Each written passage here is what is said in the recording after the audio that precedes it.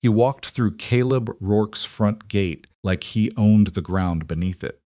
3 men behind him, boots loud on the dry earth, and stopped 10 feet from where Elena stood at the porch railing. She had been watching the creek that morning, the way the water moved or didn't move, and she hadn't yet gone inside for coffee. She hadn't yet done a single thing to earn the look he gave her. "You the Mexican woman," Gideon said, "not Mrs. Rourke, not ma'am, not even her name," which he could have learned in 30 seconds from any man in Hull Valley. Elena looked at him. "I'm Caleb's wife." Gideon smiled with half his mouth. Caleb's wife. He said it the way a man says something he finds amusing, but not worth arguing about. "Well, you tell Caleb that the Valley Association meets Thursday, and we don't bring wives." He turned before she could answer, or housekeepers, or whatever arrangement this is. He left the gate swinging. If you have ever stood in a place where no one believed you belonged, where the air itself seemed to push back against you, stay with this story. Because Elena Marquez did not leave. She did not apologize. And what she built in that valley, with her own 2 hands, and the knowledge no one asked for, changed everything. This is her story. If this is your first time here, we would love for you to subscribe to our channel and follow Elena's journey all the way to the end, because what happens next will stay with you. Hit the like button and drop a comment telling us what city or country you're watching from. We love knowing how far these stories travel. Now let's go back to the beginning. Elena Marquez arrived in Hull Valley on the 14th of April, 1884, on a stage that smelled like unwashed wool and saddle leather, carrying a single trunk, a worn leather satchel, and 30 years of knowing exactly who she was. She was not beautiful in the way men described women in letters. She was not delicate, not pale, not given to sighing. Her hands were calloused from field work. Her boots were practical and already broken in. She had spent her 20s in the high desert country of New Mexico, learning water the way other women learned to sew, because in that country, water was survival. And her father had taught her that survival was the only thing worth understanding completely. She had answered Caleb Rourke's advertisement not because she was desperate, though she was running low on money, and not because she was romantic about marriage, though she held certain private hopes she didn't share with anyone. She had answered it because the advertisement mentioned a ranch with a water problem, and Elena had spent her entire adult life solving water problems. The advertisement had said, "Widower, 41, 900 acres in the Texas Hill Country, seeks capable woman for companionship and household management. Ranch in good standing. Honest correspondence only." It had not said, "My cattle are crowding the creek and killing the bank. My stock tanks are in the wrong places. My grazing land loses 50 feet of usable grass every dry season, and I don't know why." But Elena had read enough about the hill country to suspect all of that, and when Caleb's second letter arrived, describing the previous summer as harder than it ought to have been, she had written back with questions that he later told her made him think she was either a rancher herself or had been raised by one. She hadn't been raised by a rancher. She'd been raised by a man who understood water. Caleb met her at the stage stop in the town of Henley, which was less a town than a collection of buildings that had agreed to stand near each other. He was taller than she'd expected, which wasn't important, quieter than his letters, which was. He shook her hand instead of taking her arm, which she appreciated. He looked directly at her, which she also appreciated.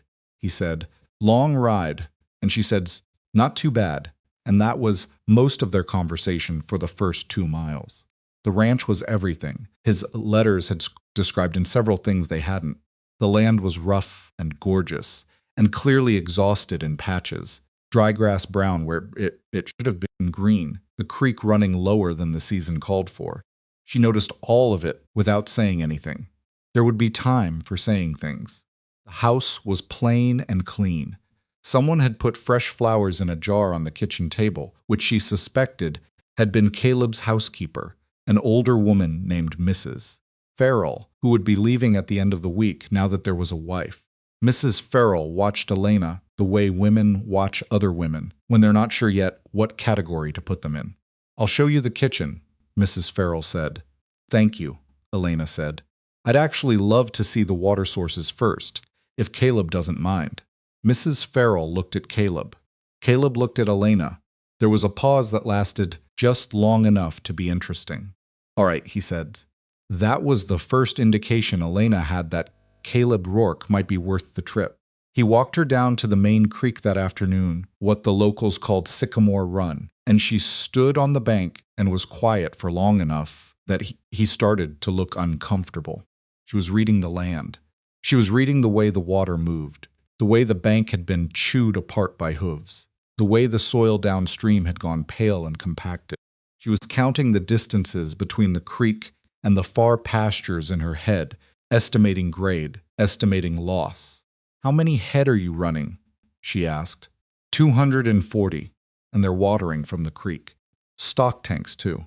Got 3. "Where are the tanks?" he told her. She made him walk her to each one before dinner. He did it without complaint, which told her something else about him.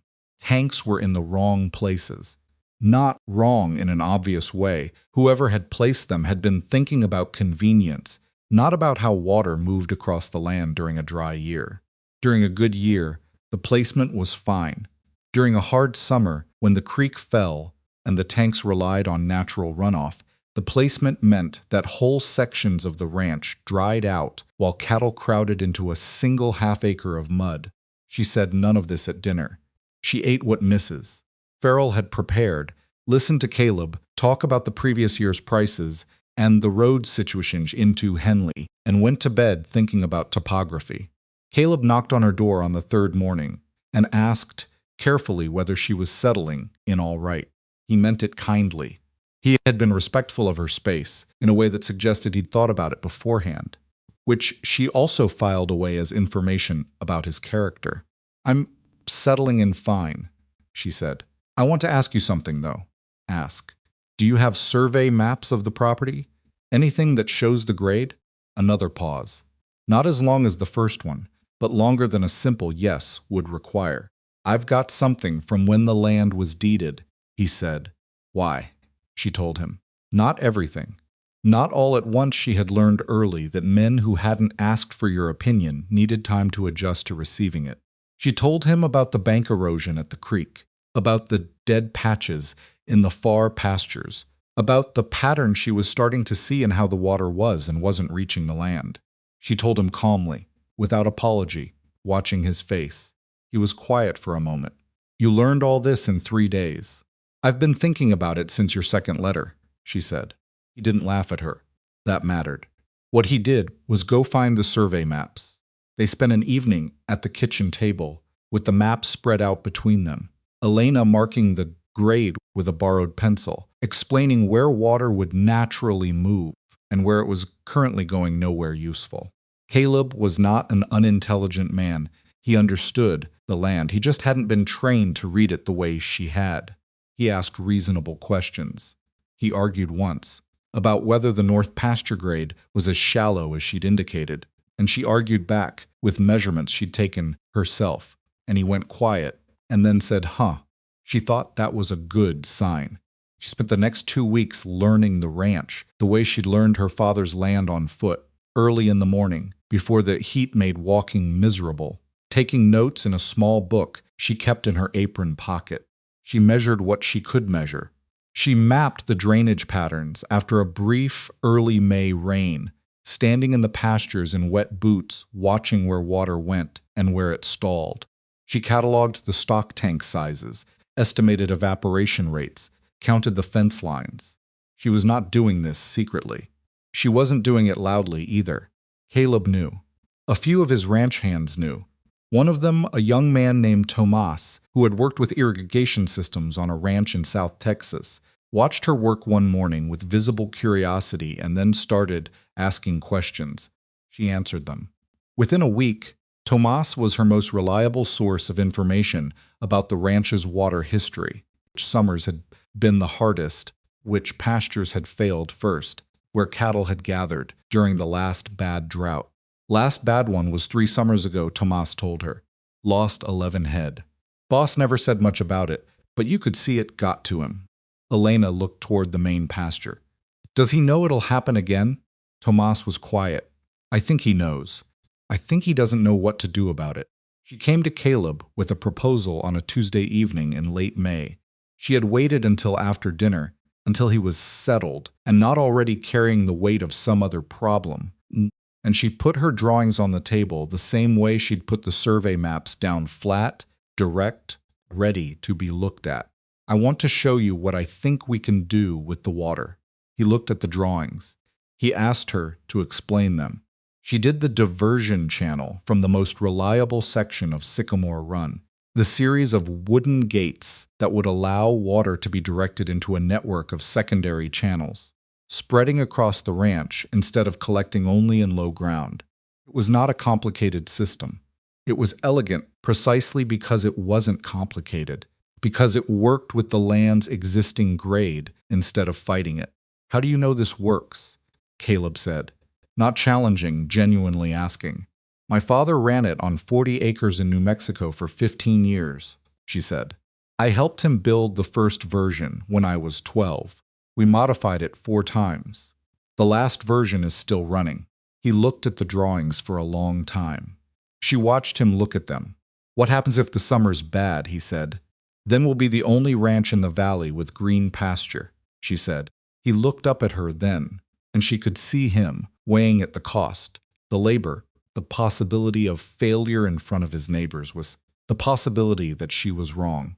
She had asked a lot of him. She had asked him to trust knowledge he hadn't known she had, from a woman who had shown up 3 weeks ago on a stage from New Mexico with a trunk and a leather satchel and no obvious credentials. He looked back at the drawings. Who would build it, he said.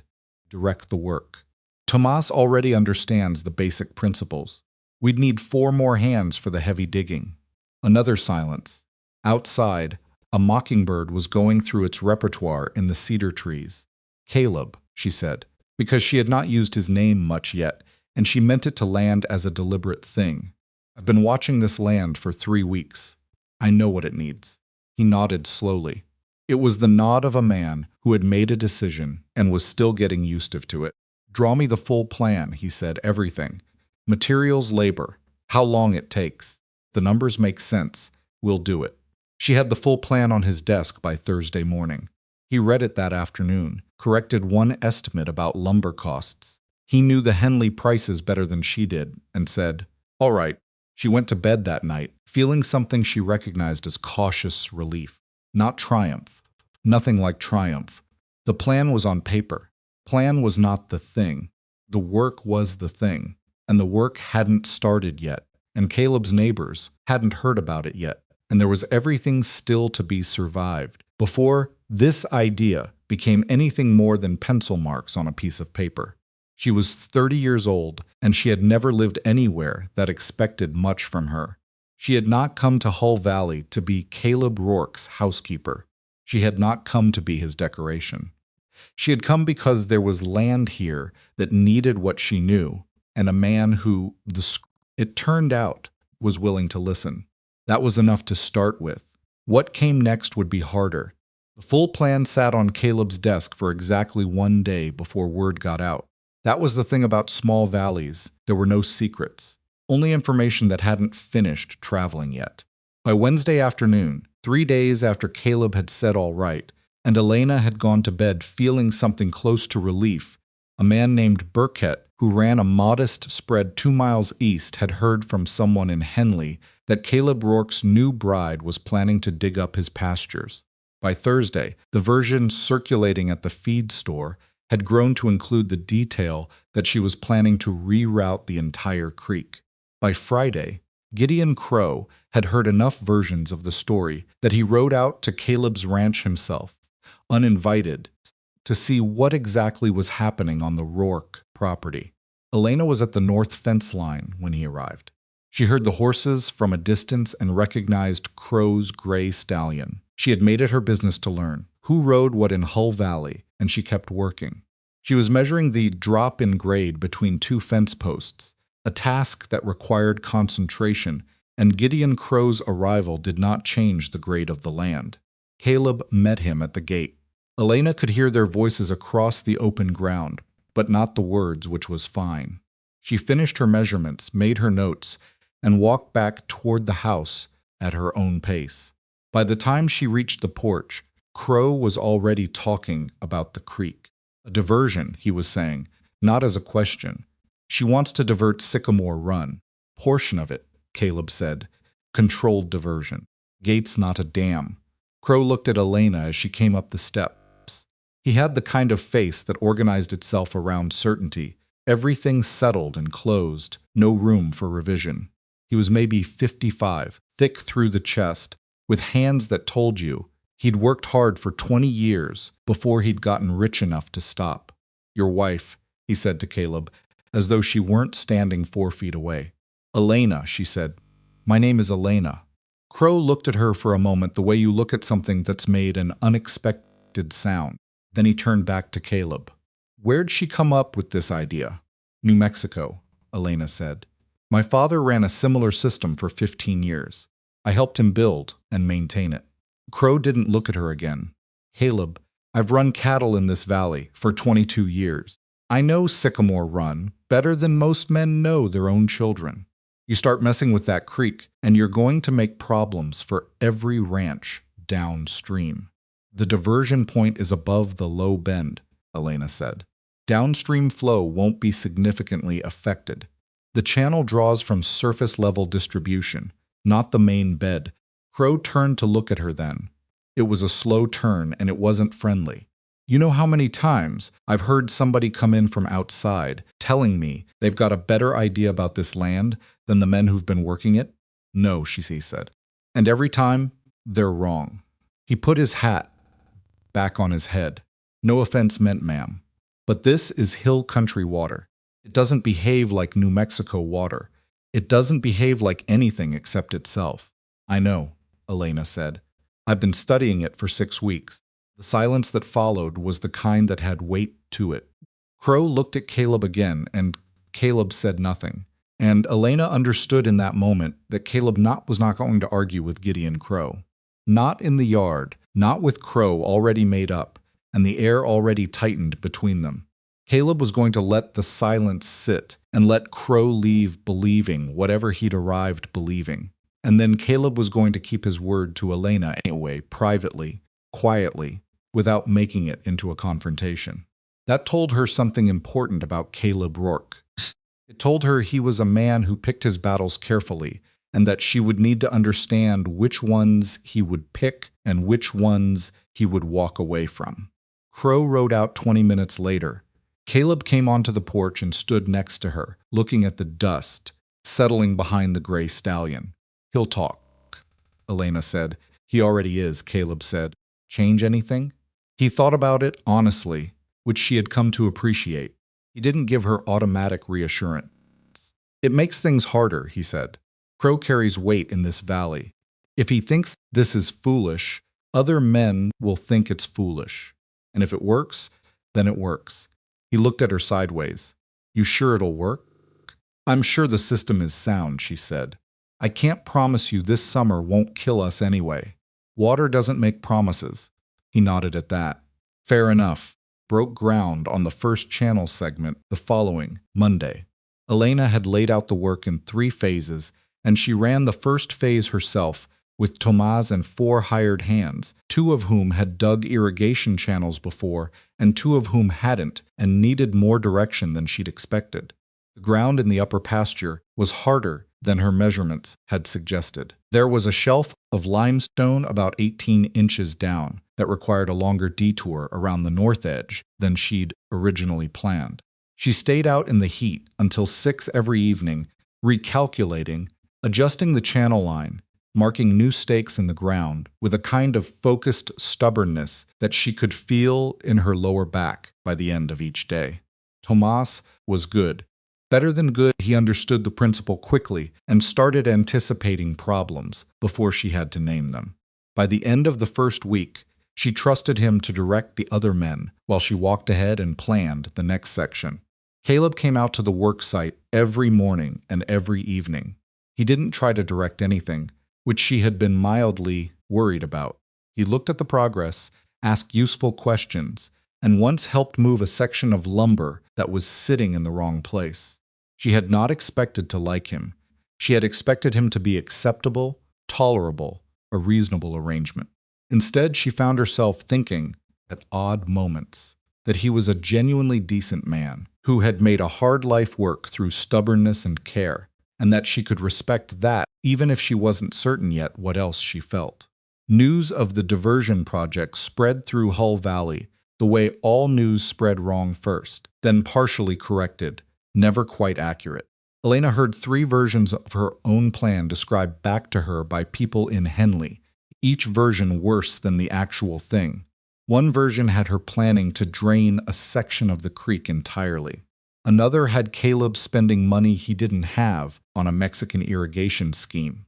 A woman at the dry goods store asked Elena directly, with a sympathetic expression that wasn't sympathetic at all, whether she missed New Mexico.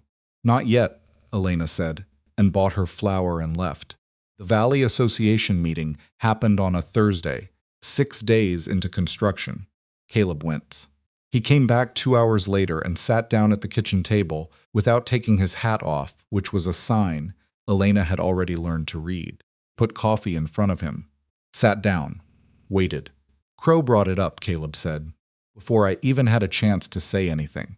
Stood up and told the room that he had concerns about modifications to Sycamore Run. He paused. That's what he called it. Modifications to Sycamore Run. Like we were doing something to the creek instead of the land. What did the others say? Whitfield asked if we had authorization from the county. Burkett said he'd heard we were planning to divert the whole upper section. Caleb stopped, looked at his coffee. Hannigan laughed. The word landed flat between them. What kind of laugh? Elena asked, because there were several kinds, and they didn't all mean the same thing. Kind that other men join in on, Caleb said quietly. She sat with that for a moment. She knew that laugh. She had been hearing variations of it her whole adult life in New Mexico, when she'd argued with the men who built her father's second tank wrong in Santa Fe, when she'd tried to explain channel gradient to a civil engineer who hadn't wanted explaining from a woman in every room where she'd had knowledge that nobody thought she should have. "Did you say anything?" she asked. Caleb looked up. "I told them my wife designed a system that's already half built and that if they wanted to have an opinion about it, they should come look at it first." He paused. Crow said opinions weren't the point. The point was that nobody asked the Valley Association before we started. Did we need to? No. It's my land, my water right. It's my property line. He finally took his hat off and put it on the table. Crow doesn't need legal standing to make a man's life difficult in a valley this size. Elena folded her hands on the table and looked at them. She was thinking through what she just heard the way she thought, through a drainage problem, trying to find the grade of it, the direction it was moving, where it was going to collect. Crow wasn't afraid of the system failing. He was afraid of it working. If it worked, a woman from New Mexico had figured out something he'd spent 22 years not figuring out, on land adjacent to his own, with less than 2 months of observation. That was a particular kind of threatened, and it expressed itself as contempt, because contempt was easier to wear in public. "I'm not going to stop," Elena said. Caleb looked at her. "I know that, and I'm not going to argue with him. I'm not going to go to the association and make a presentation. I'm not going to try to convince anyone." She paused. "I'm going to finish building this and let the summer say what it says." Caleb was quiet for a moment. "That's a long time to let people laugh." "Yes," she said. "It is." He nodded slowly. He understood something about that. She thought about holding your position and letting time do the arguing. Not all men could do it.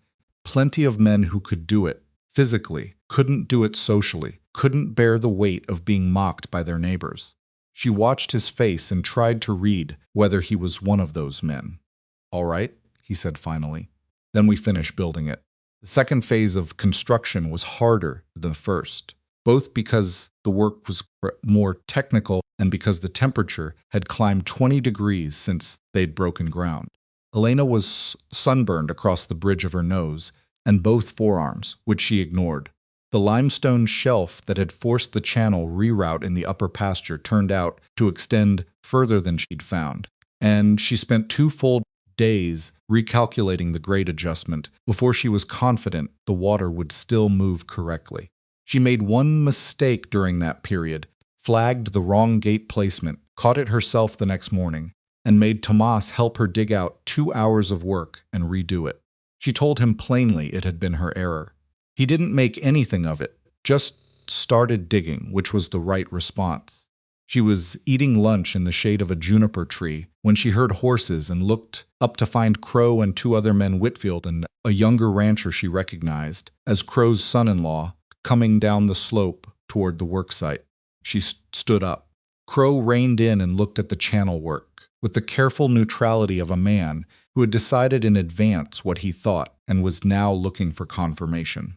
Whitfield leaned forward in his saddle and squinted. The son-in-law said nothing. "Quite a project," Crow said. "Getting there," Elena said. Crow climbed down from the gray stallion, which surprised her. He walked to the edge of the channel and looked down into it 6 feet wide. At this section, 18 inches deep, the walls clean and well cut. He walked along the edge for 20 feet without speaking. "Where does the primary gate sit?" he said finally. She showed him on the rough map she kept in her apron. He looked at it for a long time. She watched his face and saw the moment his certainty began to develop a small crack, which he immediately sealed over. "That gate position," he said. "You're depending on the grade to carry water all the way to the far pasture. What's your drop?" 14 inches over a quarter-mile, she said. He looked at her. For the first time since she'd met him, she saw something in his face that was not contempt and not dismissal. It was something more reluctant than that. "That's tight," he said. "It works," she said. "I've run the calculation 4 times. Calculations aren't water." "No," she said. "They're not. The water will tell us if I'm wrong." He handed the map back to her, put his hat back on, climbed back onto the gray stallion without another word, and rode back up the slope with Whitfield and the son-in-law behind him. Elena stood with the map in her hand and watched them go. Tomas appeared at her elbow. "What'd he want?" "To see if we knew what we were doing," she said. "What'd he decide?" She folded the map and put it back in her apron. "He hasn't decided yet. The wooden gate frames went in during the 3rd week of June, and this was where Elena spent most of her concentrated effort, because the gates were the critical element, the pivot on which the whole system turned. A poorly fitted gate would leak around the edges and bleed water into the wrong channels. Gates set at the wrong angle would restrict flow instead of directing it. She checked every fitting herself. She had Tomas check them after her. She made 2 of the hired hands pull a gate completely out and rehang it, because the fit was half an inch off on the hinge side, and she wouldn't apologize for the lost time. One of the hands, a man named Deke, who'd been skeptical from the beginning, muttered something under his breath when she made them redo the gate. She heard enough of it to understand the general shape of what he'd said. She looked at him. "You want to say that, where I can hear all of it?" Deke looked back at her. He was maybe 40, weathered, the kind of man who'd spent his life doing what other men told him, and had developed a specific resentment of being told by someone who didn't fit his idea of authority. "Just saying it's a lot of fuss over half an inch. If an inch at the gate is 2 feet of water in the wrong channel by the time it reaches the far pasture," she said. 2 feet of misdirected water is 100 yards of pasture that doesn't get irrigated. "You want to explain to Caleb why the northwest section stayed dry?" Deke said nothing. He picked up the gate. It was not a comfortable moment.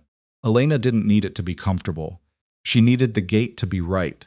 By the last week of June, the primary channel was complete. The secondary branches were dug and lined, and 7 of the 9 gates were fitted and functional. Elena walked the entire system twice a day, looking for settling in the walls, for seepage at the gate fittings, for anything that had shifted overnight. The land had a way of adjusting to 2 channels. It pushed back, especially where she'd cut across the natural drainage lines. and she'd had to shore up 2 sections of wall with additional timber framing that she hadn't originally planned for. Caleb walked the system with her one evening in early July.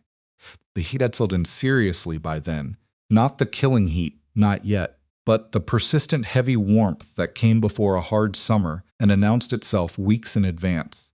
The sky in the evenings had the particular yellow-orange quality that old ranch hands read as a sign of a dry season coming. 6 weeks, Caleb said, looking out across the channel system. We said 6 weeks, and it's been 6 weeks. I need 2 more days on the last 2 gates, Elena said. Then 2 more days, he said.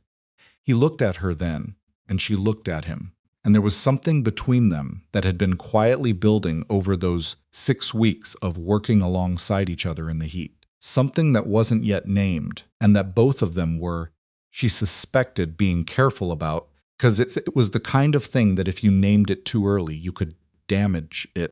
"You doing all right?" he asked. It was a simple question, but it was a real one.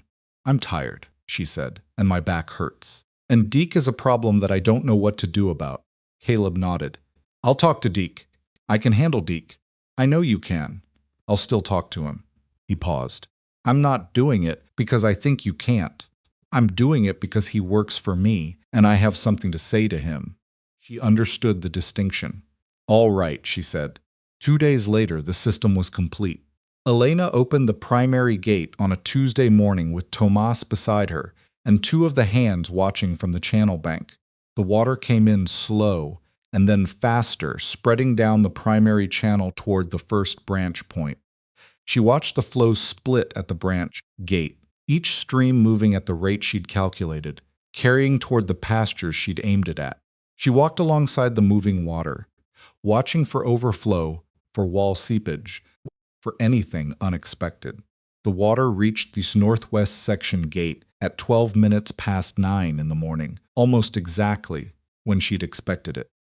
She stood at the far end of the secondary channel and watched water arrive at dry ground. It was not a dramatic thing to witness.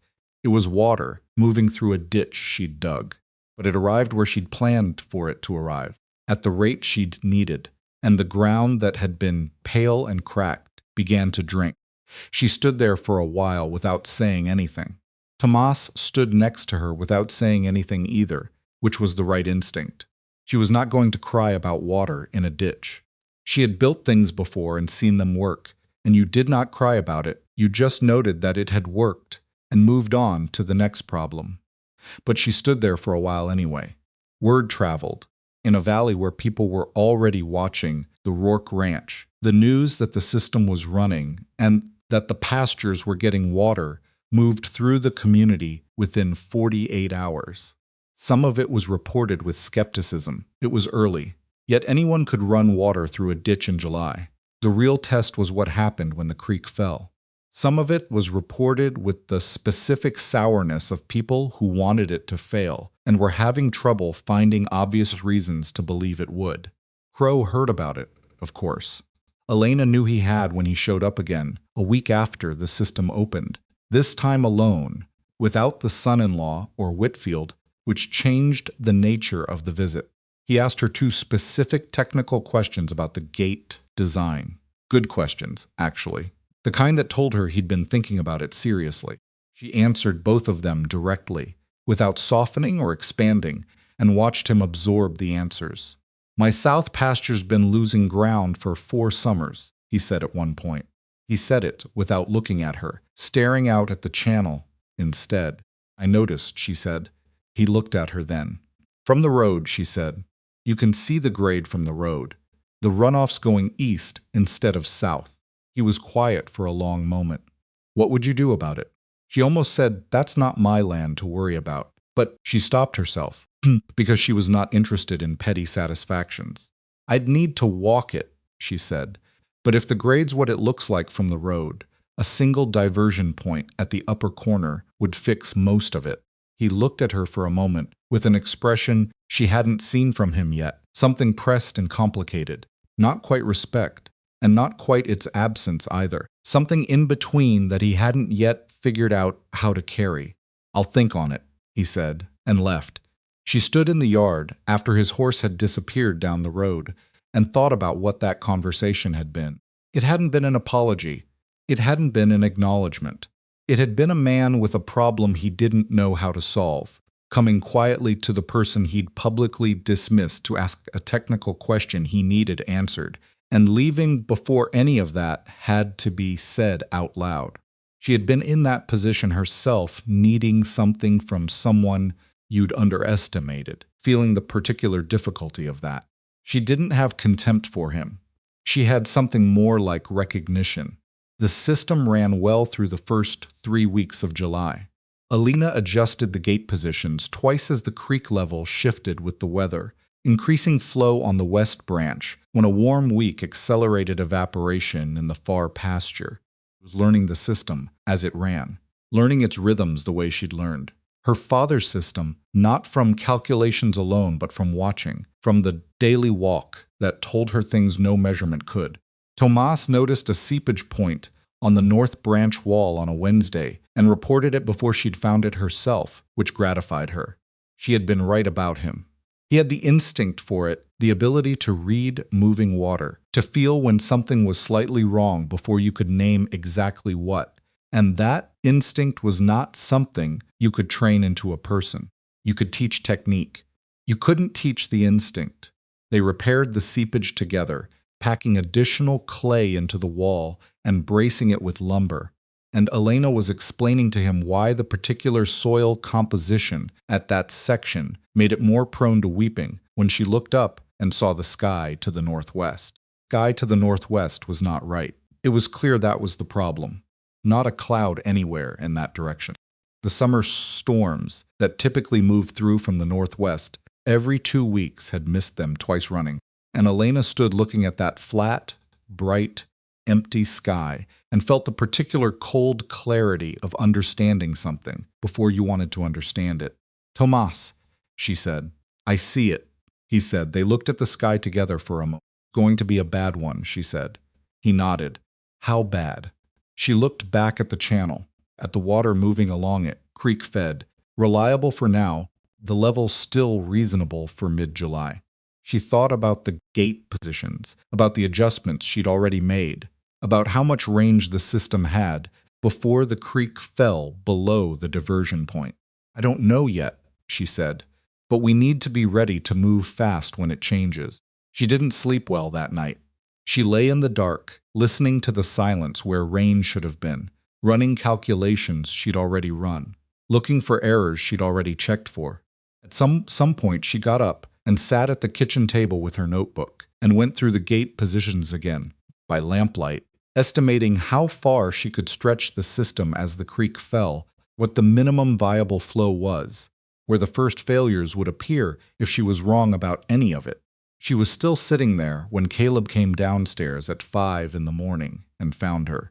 He stood in the kitchen doorway for a moment, taking in the lamp and the notebook and the look on her face.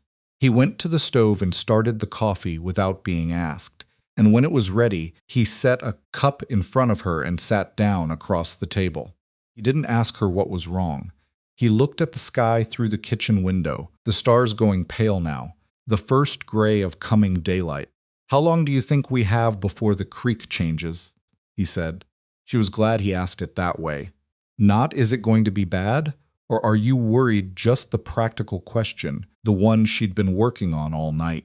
3 weeks, maybe 4, she said, "if we don't get rain." He nodded, looking at the window. She watched the side of his face in the lamplight and thought about all the things that were still not said between them, the careful distance they'd been keeping, the slow and tentative way this marriage was being built from the outside in, from shared work, from practical conversations, from 6 weeks of standing in the same fields, looking at the same problems. "The system can handle a reduced creek," he said. "Down to about 60% of current flow," she said. "Below that, I start losing the far branches. And if it drops below 60%, she met his eyes. "Then we find out how bad it is," she said. Outside, the sky was getting lighter. Inside, the coffee was warm, and the notebook was open on the table between them. And neither of them spoke for a while, not because there was nothing to say, but because sometimes sitting with the weight of something together and in silence, was itself a form of preparation. The drought came. It came the way the old-timers had always said. It came in this country not all at once, but by degrees, each day, a little hotter and a little drier than the one before.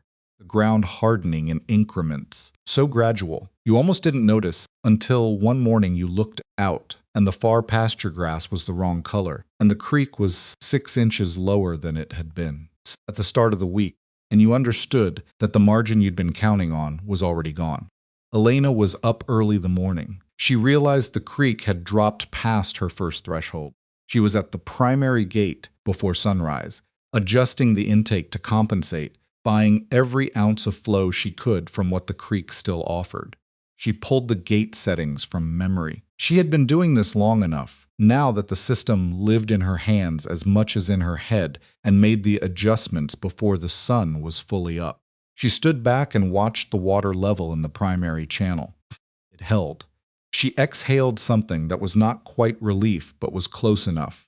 She walked back to the house to tell Caleb that the real test had started. Caleb listened to what she said about the creek threshold, and then he went out to look at the creek himself. That was his nature. He didn't distrust her. He just needed to see things with his own eyes before he could carry them properly. She understood that. She waited at the gate while he walked down to the bank, crouched at the edge, looked at the water level for a long moment, and came back. "You're right," he said so. "I know," she said, not unkindly, just as a fact. He looked at the gate adjustment she'd made. "Will it hold for now?" She wiped her hands on her apron. "I need to check all 9 gates today and reset 2 of the branch intakes. The flow distribution has to change when the source volume drops. If I keep the same gate settings, the far branches will start running dry before the close pastures do, and the cattle will crowd." "How long will that take?" "Most of the day," she said. "I'd like Tomas with me." "You've got him," Caleb said. That was the beginning of what Elena would later think of as the long-watched stretch of weeks, during which the drought deepened, and she and Tomas walked the system every morning before breakfast, and every evening before dark, reading the water the way sailors read weather, adjusting, compensating, staying one step ahead of what the creek was doing. It was exhausting work, not because any single task was beyond her, but because it was relentless. There was no morning she could sleep past 5, no evening she could stop thinking about gate positions and flow rates, and the slow, steady drop in Sycamore Run that continued regardless of what she did. The creek fell to 70% of its July level in the first week of August, then 68. Then, after 3 consecutive days of temperatures above 100 degrees, it dropped to 63% in a single afternoon, and Elena spent that evening recalibrating the entire primary distribution, working by the last of the daylight and then by lantern, Tomas holding the light while she adjusted gate by gate and rechecked every fitting. "You should eat something," Tomas said at one point, close to 9 at night. "I ate," she said. She had eaten half of a biscuit at noon and forgotten about it. "It was this morning," he said. She looked up at him. He had the lantern held steady, and his expression was neutral, which was his version of concern. "When we're done with this section," she said. They finished at 10:15. The system was holding at 63%, with a distribution that kept water moving through all 9 branches, including the 2 far branches that she'd been most worried about. It was not the strong, easy flow of June. It was lean and deliberate. Every gallon directed exactly where it needed to go, nothing wasted. She sat down on the channel bank with Tomas and ate a cold biscuit and a piece of dried beef that he'd had in his coat pocket, and she looked up at the stars. The sky was brilliant and clear, the way it only got when there'd been no moisture for weeks, and she thought about her father's land in New Mexico, the dry summers they'd managed there, the year the main creek had dropped so low that her father had sat at the kitchen table at night with his head in his hands, and she at 16 had gone out the next morning and rebuilt the primary gate from scratch because she'd seen a way to squeeze more flow from what remained. She had not told her father she was doing it. She had just done it, and when the water arrived at the far field, he had come out to find her standing at the end of the channel, covered in mud, and he had looked at the water and then at her and said something in Spanish that she hadn't fully understood, but that she'd understood well enough. She had carried that moment for 14 years. She carried it still. "You ever doubt it?"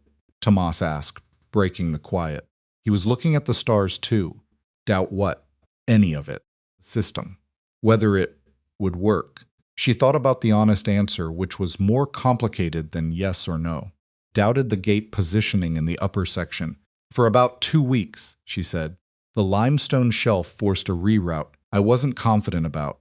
I ran the calculation over and over, and it kept coming out the same way, but I didn't trust it until the water actually moved the way I'd predicted. But you kept building anyway." "Doubt isn't a reason to stop," she said. "It's a reason to check your math again." Tomas was quiet for a moment. "My wife thinks I should learn to read better," he said, out of nowhere. "Probably right." Elena looked at him. "How old are you?" 26. "Then you've got time," she said. "Tell her to start with something short." He almost smiled. They finished the dried beef and went back to the house. The valley around the Rourke ranch was not doing well. Elena could see it from the road when she rode into Henley for supplies, the color of the land changing, the pale brown creeping further into what had been green, the cattle on the neighboring spreads beginning to show the restlessness that came with reduced water.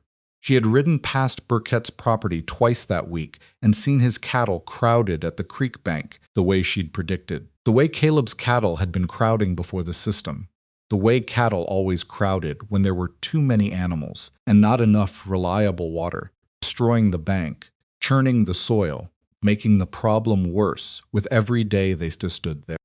Burkett himself she had seen in Henley, loading feed onto a wagon with the particular grim efficiency of a man cutting costs wherever he could.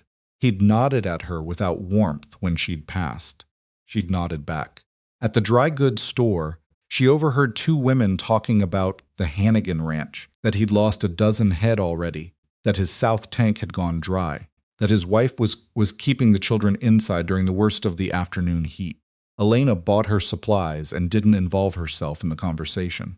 But she listened. She always listened. The information she gathered in Henley on those supply runs was a different kind of knowledge from what she gathered walking the system softer, harder to quantify, but important in its own way. She was learning the valley's structure, who was managing, who was barely holding on, who had reserves, and who was already drawing on borrowed time. She was building a picture of the watershed that extended far beyond the Rourke property line. And she was doing it without anyone noticing that she was doing it, because she was a woman in a dry goods store, buying flour and coffee, and no one expected her to be paying attention to anything beyond her shopping list. She was paying very close attention. Caleb's cattle were watered twice a day at distributed points across 4 pastures. She had set the system up to allow exactly that no crowding, no bank destruction, water available in multiple locations, so the herd spread naturally across the grazing land instead of concentrating in one spot. 240 head of cattle, and the grazing land was holding. Not thriving, this wasn't a good year for anything to thrive, but holding. The grass in the close pastures was dry and short, as it would be in any August drought. The grass in the far pastures, where water was now reaching for the first time, was dry and short but not dead. The difference was not dramatic to look at. It was the difference between a pasture you could still use and a pasture you'd lost for the season. She knew that difference mattered more than it looked like it mattered. Creek dropped to 58% in the second week of August. Elena had been expecting it. The signs had been clear for 3 days. The water moving slower and more shallow over the rocks. The color going slightly more turbid as the flow thinned. She was at the primary gate before the change was significant enough to affect the distribution, making her adjustments ahead of the drop instead of in response to it, and that was the thing that Tomas told her. Later had impressed him most, not that she could fix problems when they appeared, but that she could see them coming and move first. The adjustment at 58% pushed the system to its limits on the far branches. She was drawing every ounce of capacity from the intake now, the gate fully open, and the flow in the secondary channels was thin but still moving. The northwest branch, the one she'd had the most trouble with during construction, the limestone reroute, the section that had given her 2 weeks of doubt, was carrying water at just over half the rate she'd designed for, and it was enough. Barely, but enough. She checked that branch 3 times a day during the worst of it. It was on one of those checks. Early on, a Thursday morning, when the sky had gone that particular hard white that preceded the day's worst heat, that she looked up and saw riders coming down the road toward the ranch. Not 1 or 2, 5, maybe 6, coming at an easy pace but definitely coming toward the property. She knew before they were close enough to identify that Crow was among them. Something's about the way the group moved, the particular gravity of it, told her that Gideon Crow was at the front. He was. He came through the gate with Whitfield, Burkett, Hannigan, C, and 2 men she didn't recognize, and he pulled up at a respectful distance from where she was standing at the northwest branch channel, which might have been a first. "Mrs. Rourke," he said. She noticed he used her name this time. She noted it without remarking on it. "Mr. Crow," she said. He looked at the channel. He looked at the water moving in it. He looked at the far pasture where a section of Caleb's cattle were grazing in an unhurried way that was impossible to misread unhurried because they weren't thirsty, because they had water. And they knew they had water. He looked at all of that for a long moment, and she let him look. Hannigan was the one who spoke first, which surprised her. Hannigan was the one who had laughed at the Valley Association meeting, the particular laugh that other men joined in on, and she had not forgotten it. He looked rough this morning, 2 weeks, into a drought that was eating his ranch, and his voice, when he spoke, had none of the amusement it had carried back in the spring. "Your cattle are calm," he said. He said it almost to himself, like he was noting something in a ledger. "They have water," Elena said. He looked at her. He opened his mouth and closed it again. Crow cleared his throat. "I'd like to understand the system better," he said, "if you're willing." She studied his face. He was not a man who asked for things easily. She could see the cost of the question in the way he held his jaw, the particular stiffness in his shoulders. He had ridden out here with 5 other men as witnesses, which could have been an act of power, or could have been an act of power, or could have been the opposite, needing witnesses not to demonstrate his authority, but to make it harder for himself to retreat from the humility of the visit.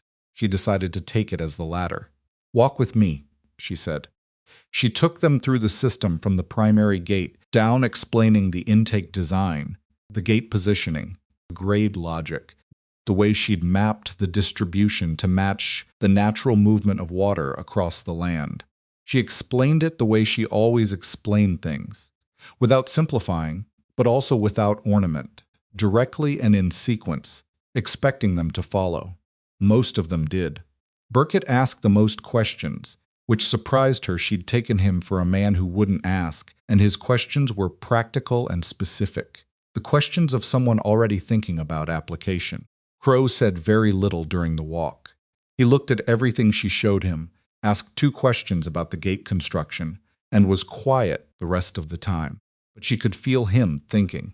It was a different quality of silence from the one he'd carried on his earlier visits, less defensive, more effortful. He was revising something, and revision was hard work, and she respected that he was doing it even if he wasn't doing it out loud. The far end of the system, standing at the northwest branch, where the water was moving thin and deliberate over the packed earth of the channel, Crow stopped and looked back across the distance they'd walked. 6 ranches in this valley are hurting right now, he said. Some of them are hurting badly. I know, Elena said. How long did it take to build this? 6 weeks to build. 2 more weeks of adjustment to optimize it. He looked at the channel. He looked at the cattle in the distance. Could a system like this be designed to serve multiple properties? And there it was. She had wondered when he would get there, had been running the calculation in the background of her mind since the moment they'd ridden through the gate. How long and how much and what it would take to extend the principle from one ranch to a connected network of 6. Yes, she said. It would be more complex, he said. It was not a question. Significantly, she said. You've got 6 different property lines, 6 different grades, 6 different cattle distributions, and 6 different ranchers who'd need to agree on how the water gets shared when the creek is low. Crow looked at her. That last part's the hardest. A long distance, she said. Burkett had been listening. What would it need to build something like that for the whole valley? Survey data for all 6 properties. Agreement on the intake points and the distribution formula. Labor, time, and someone to run the numbers and design the channel network. She paused. The engineering isn't the hard part. No, Crow said, and he almost sounded like he was talking to himself. It never is. They rode out an hour later. Elena stood in the yard and watched them go, and Tomas came up behind her and stood at her shoulder without saying anything. What do you think happens next? He said eventually. I think they go back to their ranches and look at their cattle and look at their water and do the arithmetic, she said. And then they'll come back, she said. She was right, but it didn't happen the way she'd expected, and the way it did happen was the thing that nearly broke the work apart before it could become anything larger. It was 4 days later. Caleb came home from Henley in the late afternoon with a look on his face that she had learned to read, not angry, but carefully controlled, the expression of a man managing something he hadn't yet decided how to share. She waited until after dinner. He told her when the dishes were cleared. Crow called a Valley Association meeting, he said. Tonight. Didn't tell me about it until I ran into Whitfield at the feed store. She looked at him. And he's proposing a shared water system for the valley. Caleb turned his coffee cup in his hands. Based on what he saw here. That's what I hope would happen, Elena said. He's proposing it as his own idea, Caleb said. She was quiet for a moment. He didn't say your name once, Caleb said. According to Whitfield, Crow told the men that he'd been studying the water problem and had developed a proposal for a shared channel network. Didn't mention that he'd spent an hour walking our system. Didn't mention you. Elena looked at her hands on the table. She felt something move through her that was hot and specific, and she took a careful breath and let it pass before she spoke. Because what she said in the next 30 seconds would matter. What did you say to Whitfield? She said. Nothing, Caleb said. I was too. He stopped. I was angry. Are you going to say something at the meeting? He looked at her. I thought I'd ask you first. She appreciated that. She sat with it. She thought about what she wanted, which was credit, of course it was.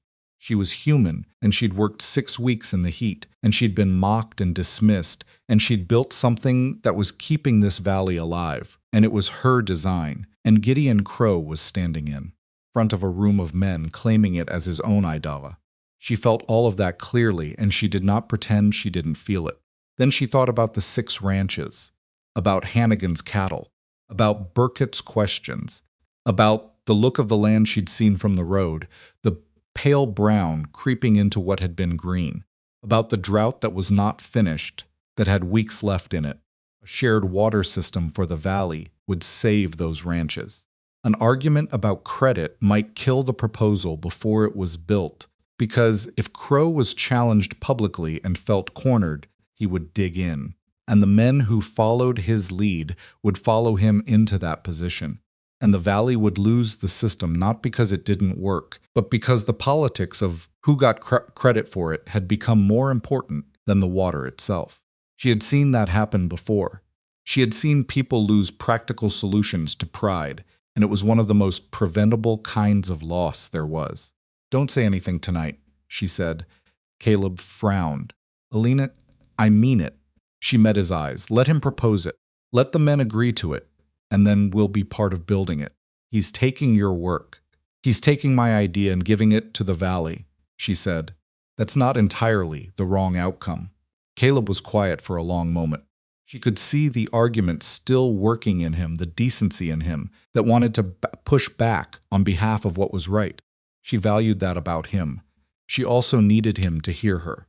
If you stand up in that meeting and tell those men that Crow got this from my design, He will spend the next month finding reasons why the proposal won't work, she said, and 6 ranches will keep losing cattle. And when the system does get built, and it will get built, Caleb, because the valley needs it, I will have been the woman who started a fight over credit instead of the woman who made it possible. Caleb was quiet for a long moment. Outside, an owl was somewhere in the cedars. The lamp on the table threw a small circle of light around them both. You're more patient than I am, he said, finally. I'm more strategic than you are, she said. And there was a small pull at the corner of his mouth that might have been the beginning of something. He went to the meeting. He said nothing about Elena. The goats? He came home and told her that the Valley Association had voted to proceed with a shared channel network, that Crow had been named to head the planning committee, and that the committee would begin by commissioning a survey of all 6 properties. Did they talk about who would design it? Elena asked. Crow said they'd need someone with engineering experience, Caleb said. Whitfield suggested bringing in someone from San Antonio. Elena nodded slowly. She had expected something like this, and she had not decided yet how to feel about it. Bringing in someone from San Antonio meant money, delay, and the near certainty that the person who arrived would design something more expensive and less suited to the specific character of this valley's water than what she could design herself. Let it sit, she said.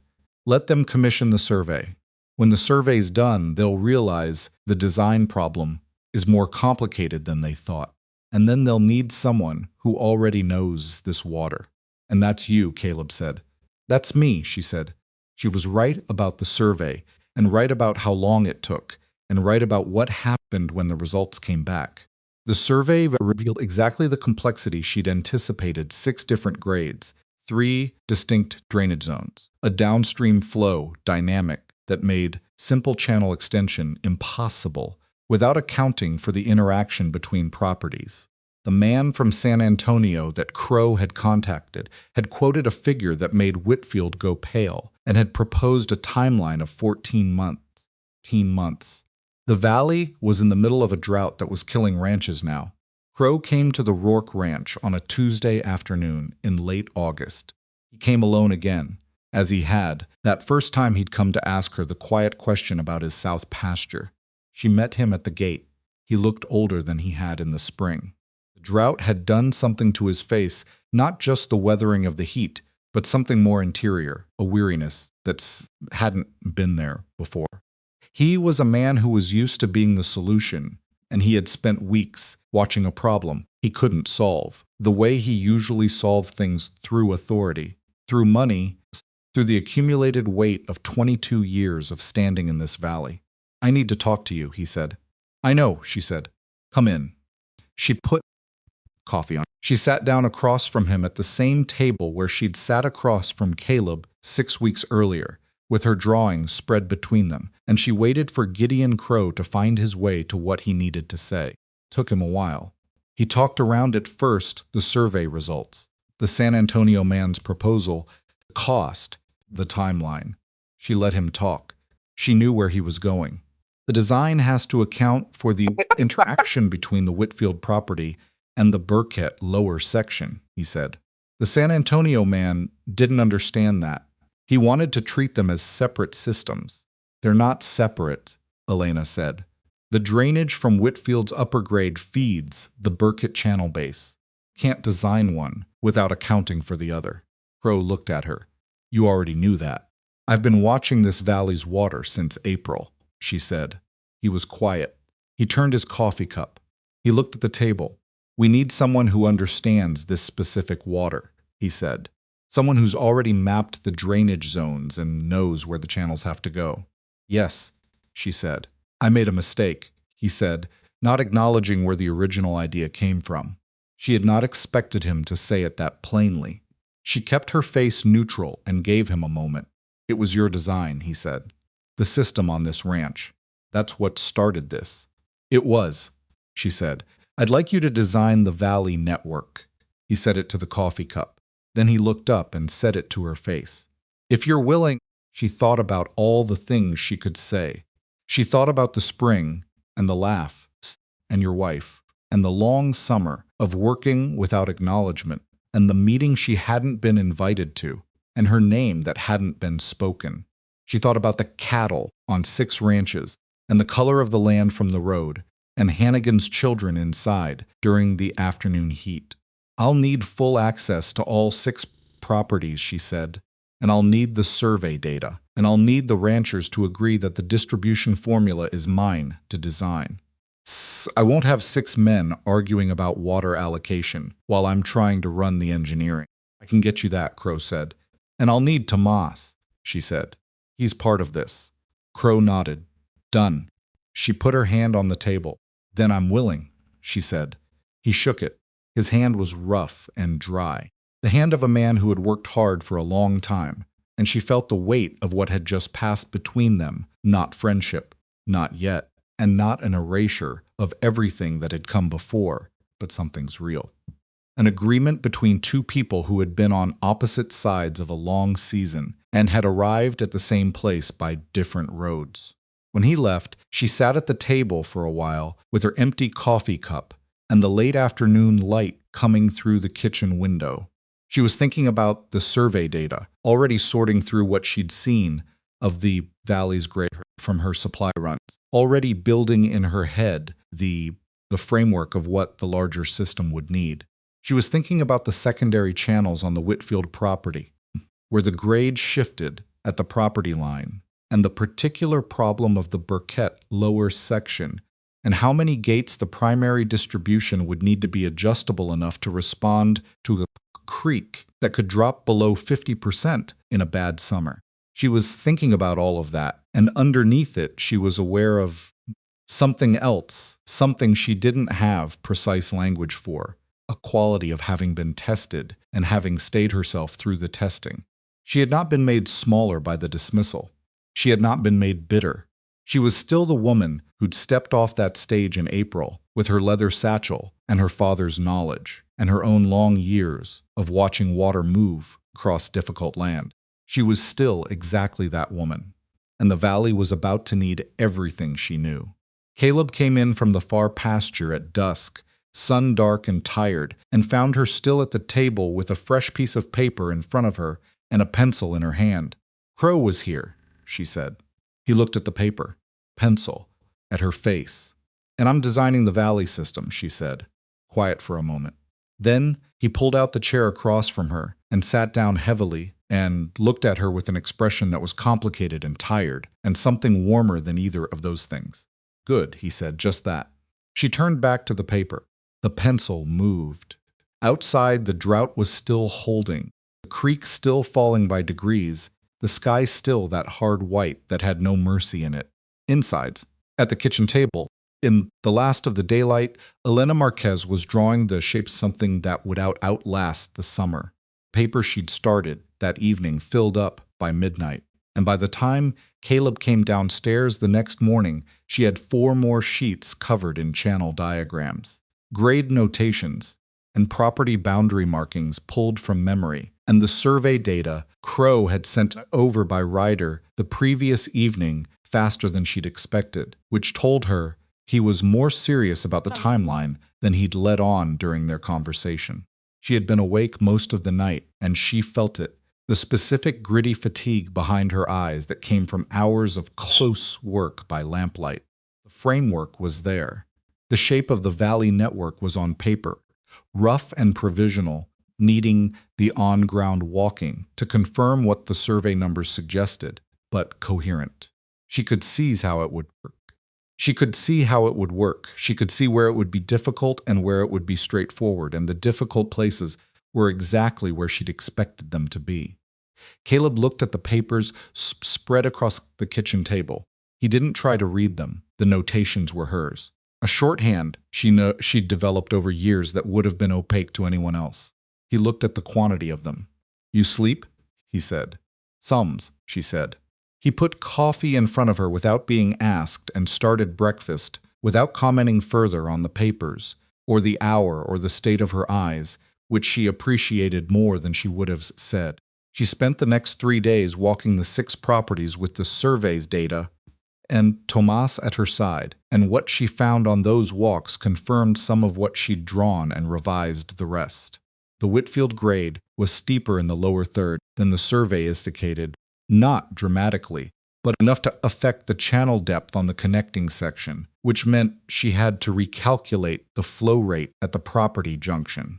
The Burkett lower section had a clay shelf 8 inches down that the survey hadn't noted, which was actually useful. Clay held water, and if she could incorporate that shelf into the channel bed on the Burkett property, she could reduce the lining material they'd need. The Hannigan property had a natural drainage feature she hadn't known about, a shallow swale that ran diagonally across the east pasture, and when she stood in it and looked at the grade, she understood immediately that it was the key to the whole East Valley distribution. Run a primary branch through that swale and the water would move itself.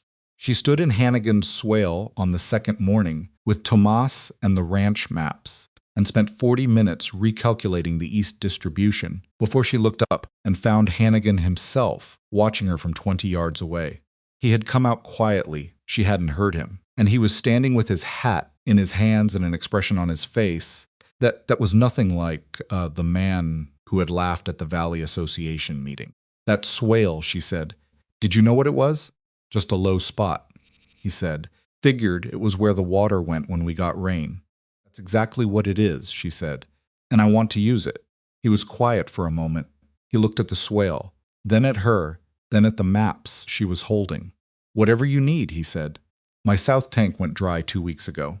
I've got cattle I'm hauling water to by wagon. She nodded. She already knew about the wagon hauling. She'd heard it from Burkett, who'd heard it from Whitfield. The drought had created a strange new communication in the valley. Men sharing information about their losses because the losses had become too large to keep private. I'll need to bring a crew through here for 3 days, she said. Your men can help if they're willing, or they can stay out of the way, either is fine. But I need the east branch of the primary channel to cross your property before it connects to Burkett's intake. Hannigan nodded. He was still turning his hat in his hands. Ma'am, he said, and then stopped. She waited. I owe you an apology, he said. It came out like something he'd been practicing and was relieved to get out of his mouth. Back in the spring, at the meeting, she looked at him. He was a big man, broad-shouldered, the kind of physical presence that usually projected confidence, and right now he looked about as confident as a man standing in a dry field, watching his livelihood shrink. I heard you laughed, she said, not aggressively, just as a fact, the way she said most things. I did, he said. I'm not proud of it. She thought about what to do with that. She was not a woman who performed forgiveness easily, or performed it at all when she didn't mean it, and she wasn't certain yet what she meant. But she could see Hannigan's cattle in the far pasture, thin and restless, and she could see the dry tank from where she stood. And she understood that whatever had been between them in the spring needed to be set aside now because the work was more important than the settling of accounts. Let me get water to your land, she said. We'll call it even. He looked at her for a moment, and something in his face changed, not dramatically. Not a sudden transformation, but the way a man looks when he's been carrying something and has been told he can put it down. Yes, ma'am, he said. The survey walk took 3 days. Came back to the Rourke Ranch on the third evening with 16 pages of notes and a complete picture of what the Valley Network needed to be.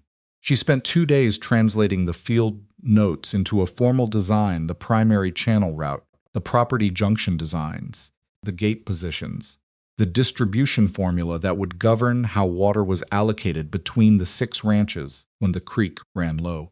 The distribution formula was the part that kept her up the second night. The engineering was solvable. It was mathematics and fieldwork, and the kind of problem she'd been solving since she was 12. But the distribution formula was a different kind of problem, because it wasn't just about water. It was about how 6 men who had been independent for 20 years were going to agree to share something they all depended on. She needed the formula to be simple enough that a rancher could understand it on a bad morning without coffee, and fair enough that no single property was consistently advantaged over another. and flexible enough to account for the creek's variability. She also needed it to be something she could explain once and have understood, because she had no interest in spending the next decade adjudicating disputes between Crow and Burkett about who was taking too much water. She wrote 3 versions and rejected the first 2. The third version had a base allocation system tied to acreage and cattle count, with a drought adjustment protocol that proportionally reduced all allocations when the creek dropped below defined thresholds, maintaining the ratios between properties rather than cutting anyone off entirely. It was not a perfect system. There was no perfect system. But it was fair, and it was understandable, and it built in an incentive for the ranchers to maintain their section of the channel, because the system only worked if all the sections worked. She presented the full design to Crow and the Valley Association on a Friday morning in the second week of September. She had not expected Crow to include her in the meeting, and when his rider arrived Thursday evening with a message asking her to attend if she was willing, Crow's words, she had stood in the yard reading the message twice. Caleb read it over her shoulder. "You going?" "Yes," she said. "You want me to come?" She thought about it. "Yes," she said. "But you sit in the back and you don't say anything unless I ask you to." He almost smiled again. Understood. The meeting was at the Crow Ranch, in the main room of a house that was larger than the Rourke place, and furnished to show it not ostentatiousness, exactly, but the accumulated weight of successful years, solid chairs and good lamps, and a table big enough for 8 men. When Elena arrived with Caleb, Crow and 5 other ranchers were already there. The room went quiet in a specific way when she walked in, the way rooms went quiet when something happened that wasn't expected. She put her design documents on the table. She talked for 40 minutes. She walked them through the primary channel route, the property junctions, the gate design, the distribution formula. She answered questions, as they came Burkett's question about the clay shelf, which she had incorporated into the design, Whitfield's question about the depth of cut required on his lower grade, a question from one of the men she didn't know well, a rancher named Aldridge, who ran the northeast property, about what happened if one rancher didn't maintain his section of the channel and it silted up. If Aldridge's section silts, she said, it reduces flow to everyone downstream. So the downstream ranchers have a direct interest in making sure Aldridge's section doesn't silt. She looked at Aldridge. "It's not an accident. I built it that way." Aldridge looked at the design again. "Mutual dependency," he said. "Exactly," she said. Crow had been mostly quiet through the presentation, watching the room more than the papers. Now he leaned forward. "The timeline," he said. "If we start next week, when do we have water moving?" 8 weeks to complete construction, assuming all 6 crews work simultaneously, she said. If you stage it 1 property at a time, 12 weeks. But the downstream properties don't get water until the upstream sections are finished, which means they're waiting longer in the simultaneous then, Crow said. He looked around the room. Agreed? It was not the warmest agreement she'd ever heard, men nodding without enthusiasm, the particular reluctant consent of people who'd been pushed to a decision by circumstances rather than arriving at it freely. But it was agreement, and agreement was what the valley needed. There was a moment, after the formal discussion had concluded, and the men were shifting in their chairs, moving toward the door or toward the coffee that Crow's housekeeper had brought in, when Hannigan said something. He said it to the room rather than to Elena specifically, which was its own kind of statement. "I want it on record," he said, "that this design came from Elena Rourke." The room went still again. Elena looked at Hannigan. He was looking at the table, and then he looked up. "I'll say it plainly since nobody else is," he said. "She built the system on the Rourke Ranch that's kept their cattle alive this summer. She walked every property. She drew every line in that design. The Valley Association should know whose work this is." The silence stretched. Crow was looking at the table in front of him.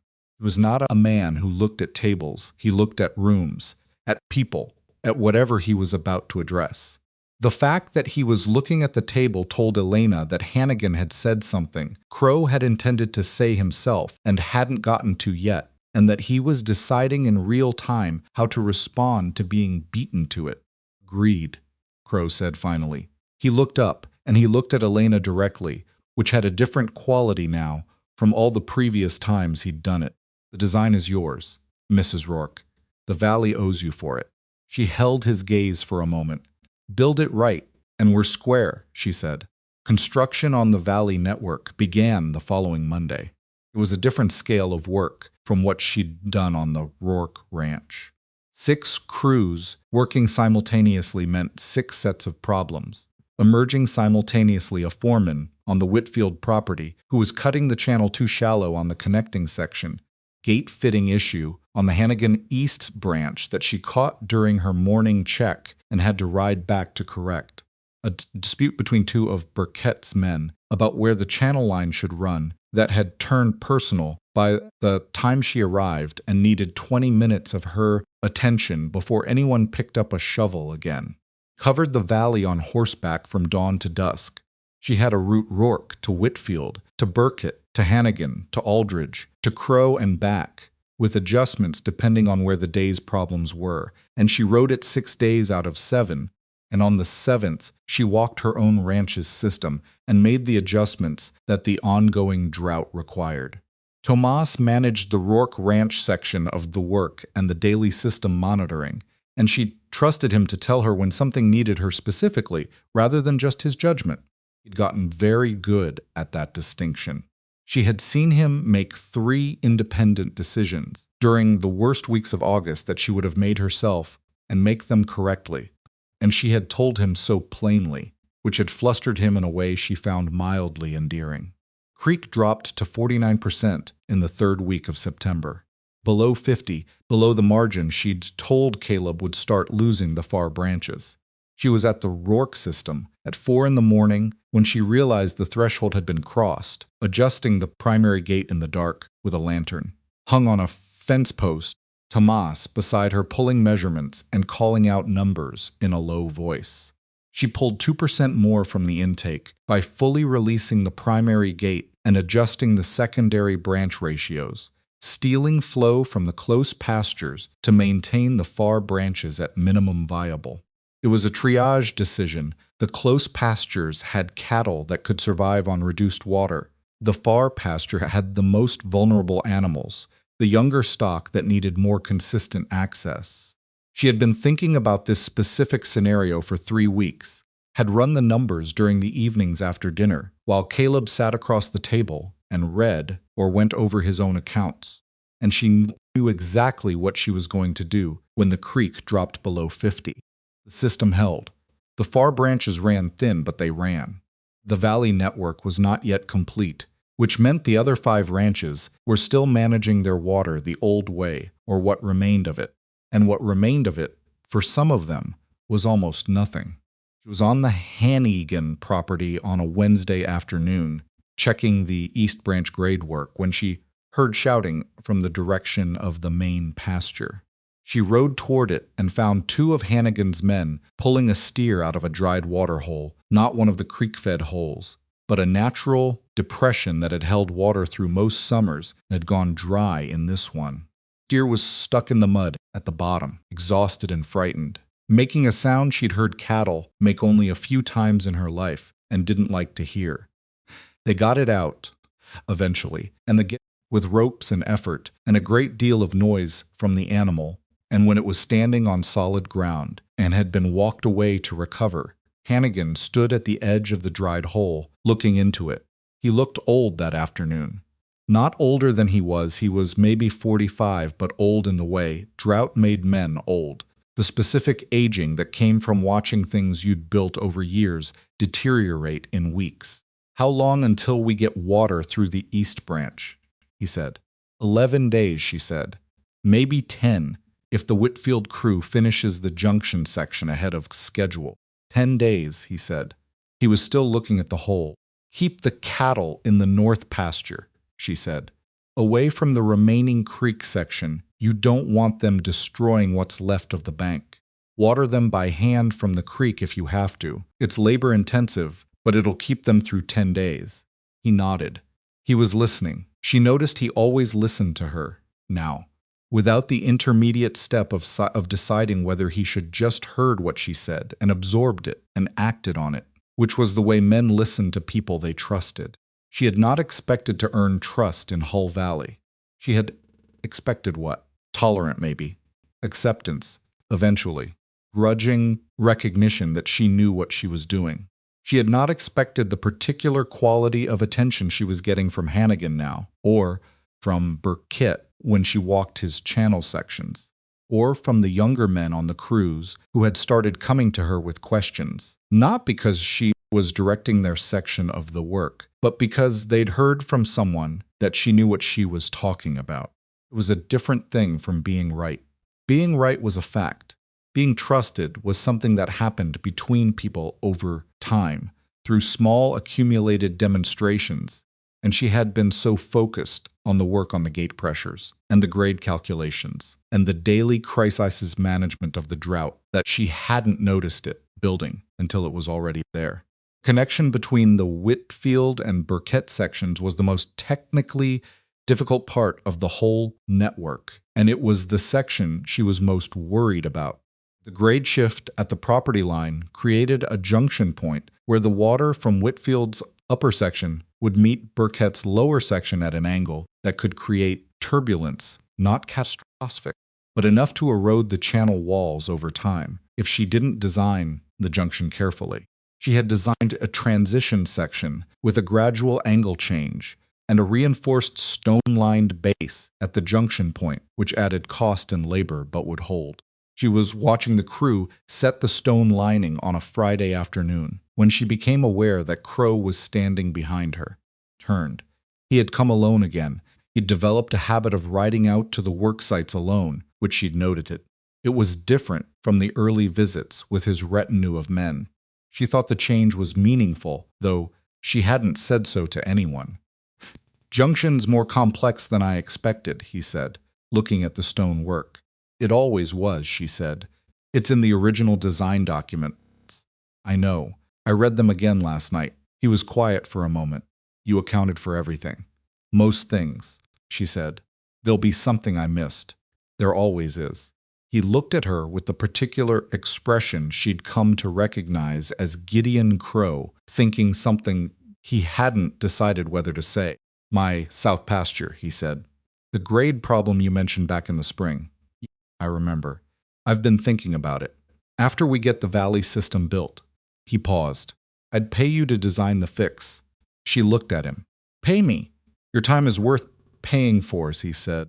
Came out slightly stiff. The way things come out when a man is saying something he's genuinely thought about but isn't fully comfortable with yet, unless you're not interested. She turned back to the junction work for a moment, watching the stone lining go in. She was thinking about what it meant, not just the money, though the money was real, and she'd thought more than once about what it would mean to have income that was entirely her own, separate from the ranch economy that ran through Caleb. She was thinking about what it meant that Gideon Crow was standing in a field asking to hire her. In April, he had walked through Caleb's gate and called her the Mexican woman. 5 months later, he was offering to pay for her time. She was not naive enough to think that one act erased the other. She was practical enough to know that people changed incrementally when reality gave them sufficient reason, and that incremental change was the only kind worth trusting. "After the valley system is running," she said, "come talk to me. We'll work out the terms." He nodded. He looked almost relieved, which she hadn't expected. She turned back to the junction, and he stood there for a few more minutes, watching the stone work before he rode out. The valley network opened in sections over 3 days. In mid-October, each section tested and adjusted before the downstream section was connected.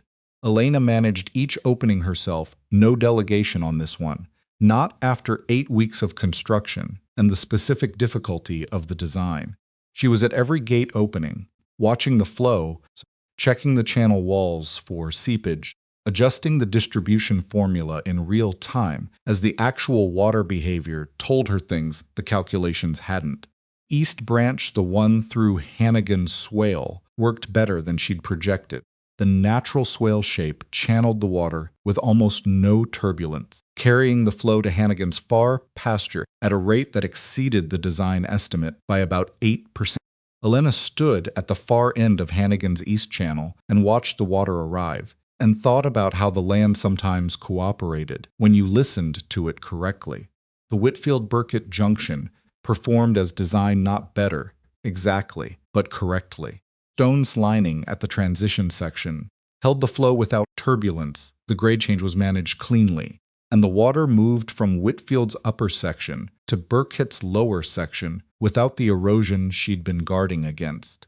She checked the junction walls twice in the first 3 days and found them intact.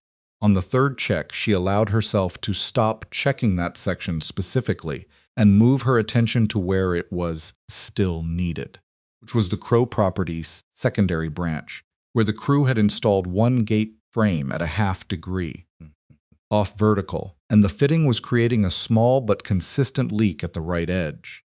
It wasn't dangerous, it wasn't losing significant flow, but it was wrong, and she had a craftsman's specific irritation about wrong fittings in a system she'd designed. She had the crew pull the gate and rehang it on a Tuesday afternoon while Crow watched from the side.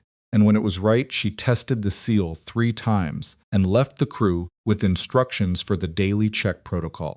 Crow walked back with her toward the horses. "The crew that installed that gate," he said. "I'll speak to them.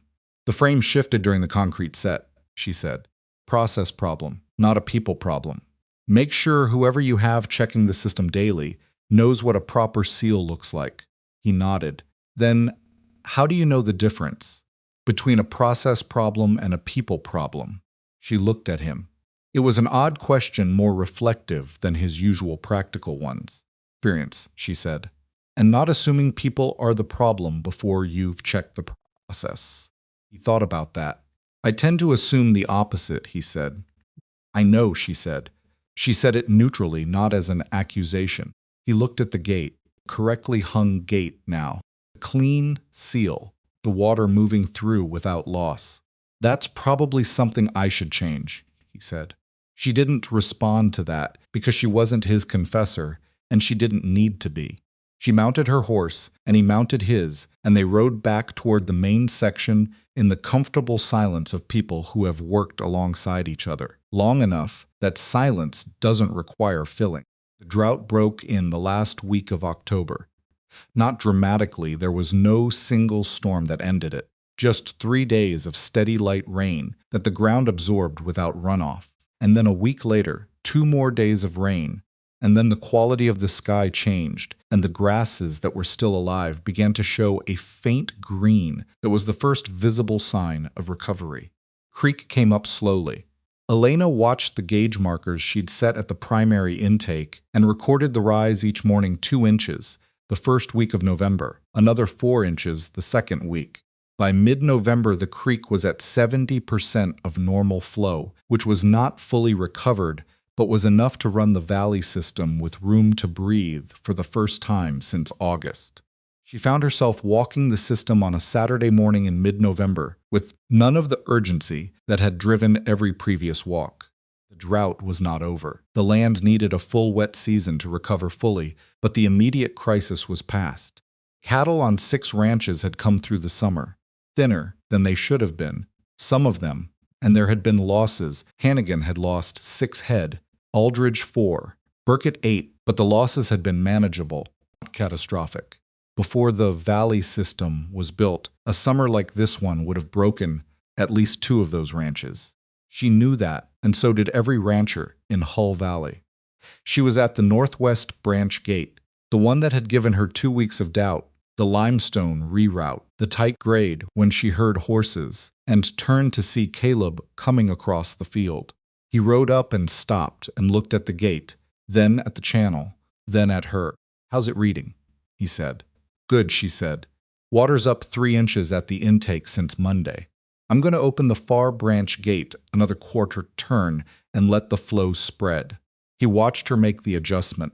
The water level in the channel rose slightly, and then settled the distribution evening out along the branch.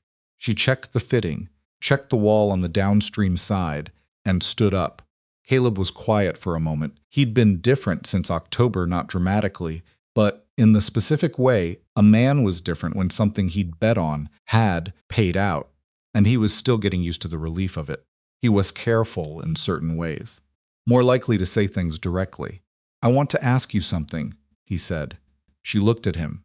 "Ask, are you happy here?" It caught her off guard, which was not easy to do. She looked at the channel for a moment. She thought about the question honestly, the way she thought about all questions that mattered, not looking for the polite answer, but for the true one. "I'm not sure I've had time to be happy," she said. "I've been working." "The work's leveling off," he said. "What happens when you have time?" She looked at him then, really looked at him, the man who had shaken her hand at the stage stop in Henley, who had walked with her to the stock tanks on her first day, who had listened when she showed him drawings, who had gone to a meeting and kept his mouth shut when she asked him to. He was not an easy man. In many ways he was private, and he carried things quietly, and he needed time to say what he meant. But he was a man who, when he said he would do something, did it. "I think," she said carefully, "that I came here expecting to prove something, and I've proven it. And now I'm curious what comes next." She paused. "I don't think I've looked at this place without thinking about its water problem since the day I arrived. And if you looked at it without thinking about the water," she thought about the creek, lower now but rising. The valley spread around her, rough and dry at the edges, beginning to green at the center. The way the light fell across it in November, softer than August, kinder. "I think I'd find it beautiful," she said. Caleb looked at her for a moment. Then he climbed down from his horse and stood beside her at the channel, looking out at the valley the same way she was. They stood there for a while, not talking, and it was a different kind of silence from all the working silences they'd shared, not full of problems to solve, not weighted with the drought and the calculations and the daily crisis management. Just two people standing next to each other in a November field, watching water move the way they'd designed it to move. It was not a perfect moment. Her boots were wet from the channel bank, and her lower back ached the way it always ached after a long morning of walking. And somewhere on the Hannigan property there was still a gate seal she wasn't fully satisfied with and needed to recheck before the week was out. But it was a real moment, and real moments, she had learned, were worth staying for. She turned back to the channel and made one more adjustment to the gate, getting the flow exactly where she wanted it. Then she closed her notebook and put it in her apron pocket. "I need to check the Burkett section before noon," she said. "I'll ride with you," Caleb said. He remounted, and they rode out across the field together, the morning light hard and clear, the creek running in the distance, the valley holding water for the first time in what felt like a very long summer. The Burkett gate seal she hadn't been satisfied with turned out to be exactly the problem she'd suspected, not catastrophic, not even urgent, but a slow weep at the lower right corner that would have widened over winter and become a genuine loss by spring. She caught it on the Monday after she and Caleb had ridden out together, and she spent 2 hours with one of Burkett's men repacking the fitting with fresh clay and resetting the frame pressure. When the seal was clean, she tested it 3 times and then stood back and watched the water move through without loss and felt the specific satisfaction of a small thing made right. Burkett came out while she was finishing, and he looked at the gate, then at her. "Would have missed that," he said. "Probably not until spring," she said. "But it would have been worse by then." He nodded. He was a deliberate man. Burkett not slow, but careful about how he used words, as if he had a limited supply and needed to make each one count. She had come to appreciate that about him. He didn't fill silence with noise. "What do we owe you," he said, "for all of this? The design, the walking, the checking." She looked at him. It was the second time in recent weeks someone had raised the question of payment directly after Crow's offer about the south pasture, and she still hadn't fully worked out how she felt about it. She had not come to Hull Valley as an engineer for hire. She had come as Caleb's wife, and the work she'd done had been, at first, for the survival of Caleb's ranch, and then for the survival of the valley she'd found herself living in. "Talk to Caleb," she said.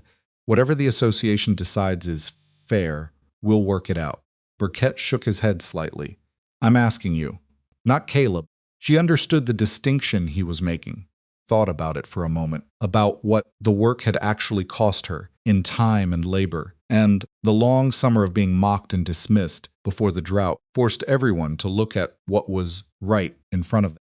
"I'll tell you when I know what fair looks like," she said. "Right now, I'm still figuring that out." He accepted that without pushing, which she appreciated. December came to Hull Valley, the way. December came to that country, not with cold exactly, but with a change in the quality of the air, a clarity that the summer's heat had stolen and was now returning. The rains had continued through November in the modest way of the hill country, consistent and gentle, and the creek was at 85% of normal flow by the first week of December. Elena had loosened the system accordingly, opening the primary gate to full winter distribution, letting the channels run free rather than managed, the pastures drinking what they needed without the careful rationing of the summer months. She had time, for the first time since April, that was not fully consumed by the work. She didn't quite know what to do with it at first. Caught herself calculating gate positions at dinner and had to consciously put the calculations away. She woke at 5 in the morning from habit and lay in the dark until she remembered there was no emergency that required her before dawn, and then lay there anyway because she'd never been good at sleeping late. She walked the system every morning still, but briskly, noting nothing unusual. Because there was nothing unusual, the system was running cleanly. The channel walls were sound, the gates were holding their settings. It was on one of those December morning walks that she let herself, for the first time, look at the valley the way she'd told Caleb she might without the water problem, as the first thing she saw. She stood on the ridge above the northwest branch channel and looked out at Hull Valley in the December morning light, the cedar and oak holding their color against the dry brown of the grass, the creek a silver line in the middle distance, the smoke from the Rourke chimney visible from where she stood. The valley was not dramatic scenery, not mountains, not the wide desert of New Mexico that she'd grown up in. It was quieter than that, more enclosed, a piece of country that asked you to look closely before it gave you anything. She looked closely, and she found it beautiful, the way she'd told Caleb she thought she might. She stood there for a while with that. The Valley Association held its winter meeting in the second week of December, and this time Caleb came home and told her that Crow had formally proposed that Elena Rourke be recognized as the designer of the Hull Valley water system, that the association had voted unanimously to record that recognition in its official minutes, and that there was a secondary proposal on the table about compensation. "Kind of compensation," she said. "An annual consulting fee," Caleb said, "for system maintenance, design, and drought management, paid by the association split across the 6 ranches by acreage." He paused. "It's a real number, not a token." She looked at him. "How real," he told her. She was quiet for a moment. "That's more than I expected," she said. "Crow proposed the number," Caleb said. Nobody argued it down. She sat with that. Gideon Crow, who had walked through the gate in April and called her the Mexican woman, had stood in the Valley Association and proposed a compensation figure for her consulting work. That was more than she'd have asked for herself. She didn't know exactly what that said about him, whether it was guilt or genuine recognition, or some combination of the two that didn't have a clean name. She supposed it didn't matter which it was. What it did, in practice, was give her financial standing that she'd earned and that no one could dismiss in a valley that had spent most of the year dismissing her. "Tell them yes," she said. Christmas came, and it was the first one she'd spent at the Rourke ranch, and it was quieter than the Christmases of her New Mexico childhood. Her family had been large and loud, and the holidays had been crowded with cousins and noise and her father's particular way of telling the same stories every year as if they were new. This was two people in a plain house with good food and a fire, and the kind of quiet that had stopped feeling empty and had started feeling like something else. Something she was still finding the right word for. Caleb gave her a new surveying instrument, a quality level she'd been making, do without all summer, using improvised methods that worked but took longer. She looked at it for a long moment before she said anything. "You noticed," she said. "You mentioned it once," he said, "back in June. That you were estimating the grade with a string line because you didn't have a proper level." She had mentioned it once, in passing, at the end of a long day, when she'd been too tired to be careful about what she said out loud. He had remembered it for 6 months. She looked at the level and then at him. "Thank you," she said, and she meant it the way she meant few things directly, without qualification.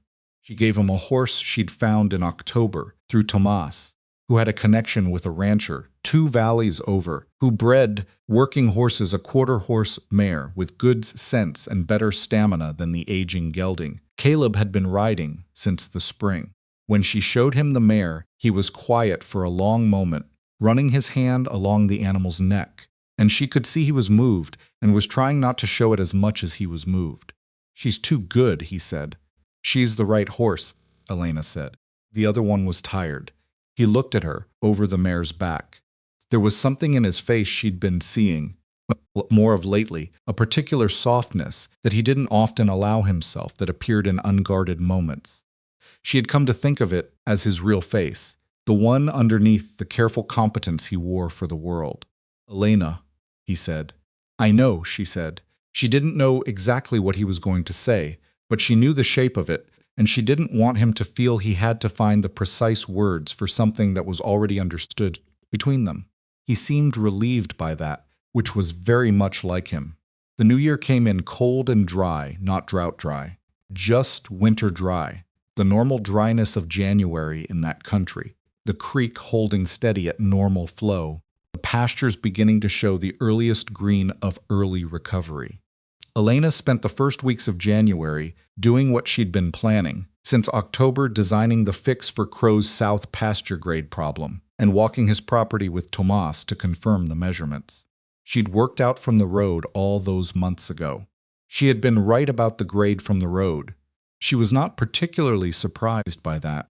What she hadn't been able to see from the road was the old stock tank on the upper section, partially silted, which had been disrupting the natural drainage pattern for years and compounding the grade problem.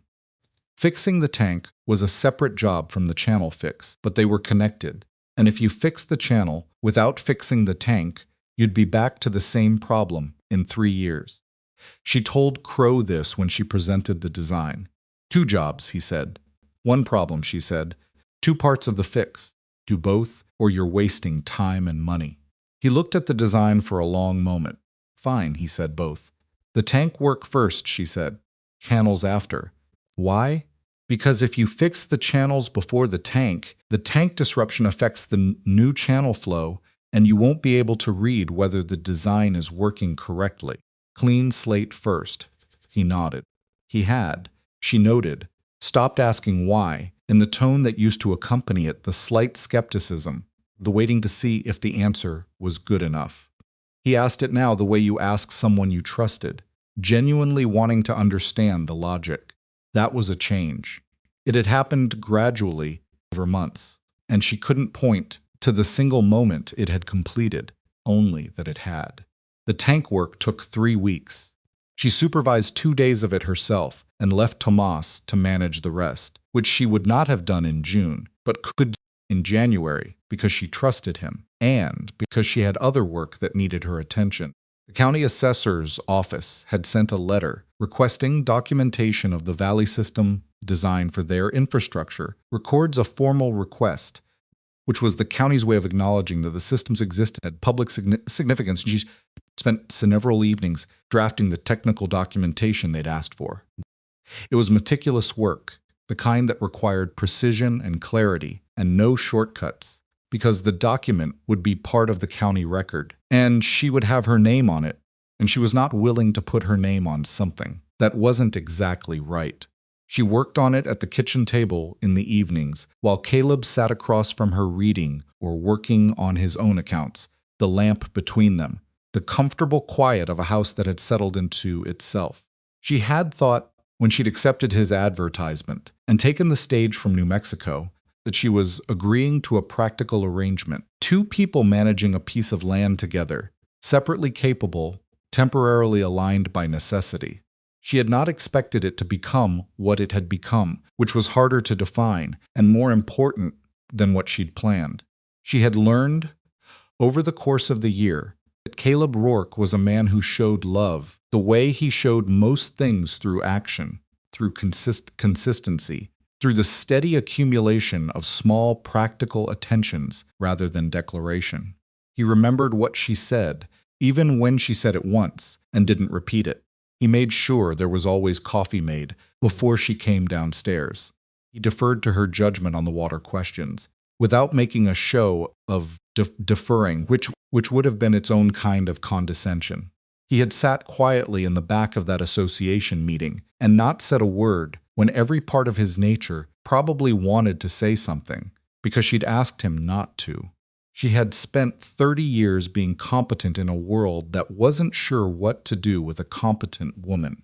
She had not expected to find a man who found her competence straightforward rather than complicated. She was still, occasionally, waiting for it to become complicated. Kept not becoming complicated. The county documentation was filed in February.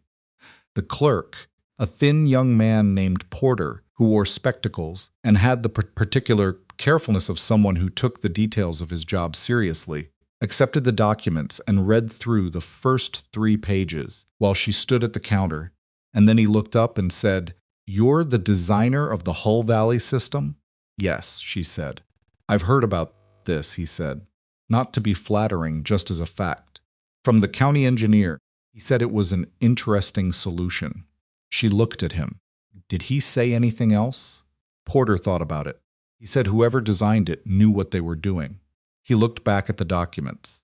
"I'll make sure these go into the infrastructure record correctly." She rode home from Henley in the February light, the road familiar now in the way. Roads became familiar only after you'd traveled them in all weathers, and all moods. The bend where the cedar stood too close, and you had to slow down. The long, straight section where the mare liked to open up, if you let her. The ridge from which you could see the Rourke chimney smoke in the middle distance. She was thinking about Porter's words. Not the county engineer said it was interesting.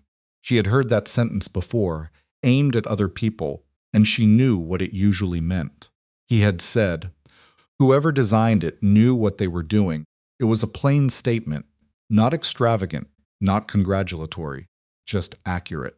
She had spent her whole adult life wanting to be recognized in exactly those terms, not praised, not complimented, just seen accurately for what she could do. And here it was, plain and official, going into the county record with her name on it.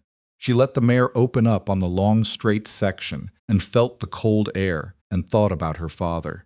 He had been a quiet man, her father, with large hands and a specific understanding of how water moved through the world.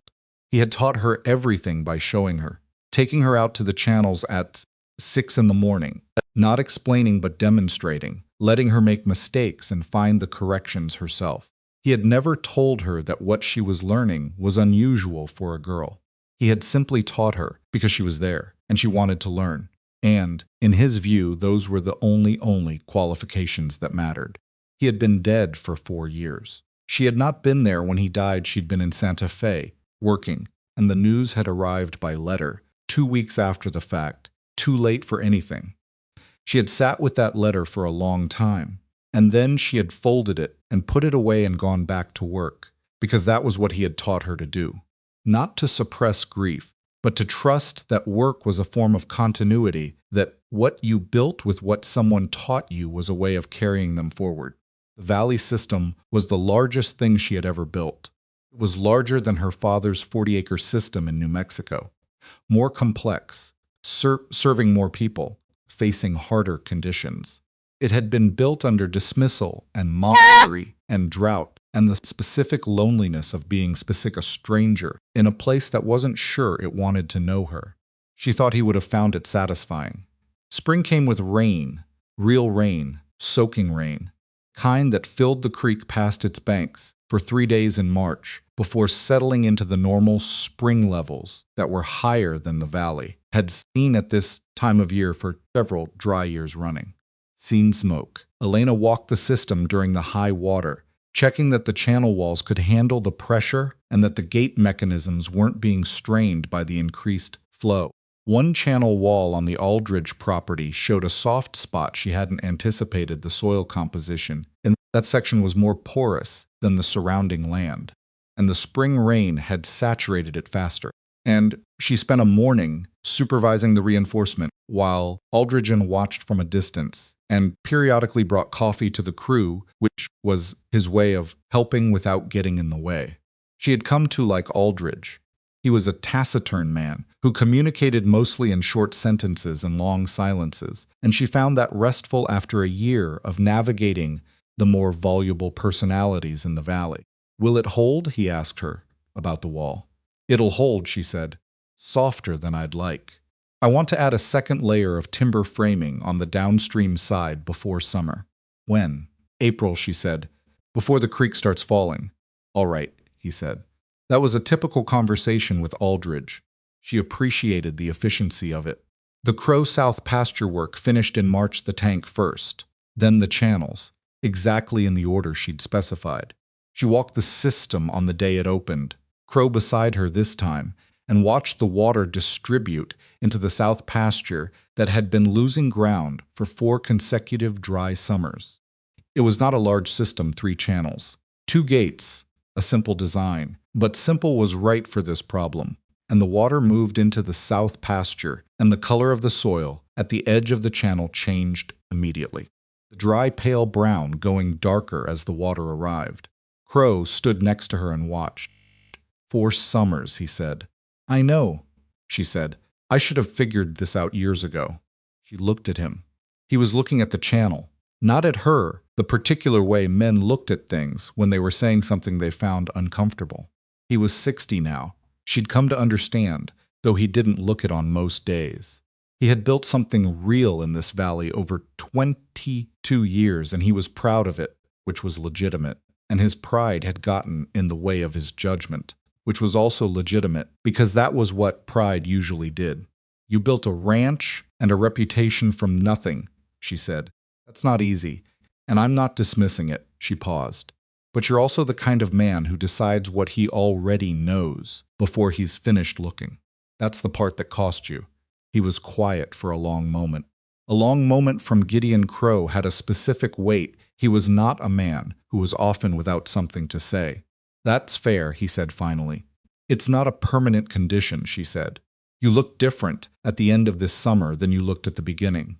"I noticed." He looked at her then. "You notice most things." "I've had to," she said. He understood what she meant by that.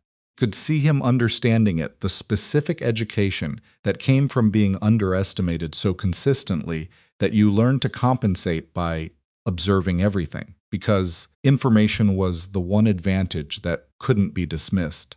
He understood it, she thought. The way people understood things that hadn't been their experience, but that they could reason their way toward if they were honest.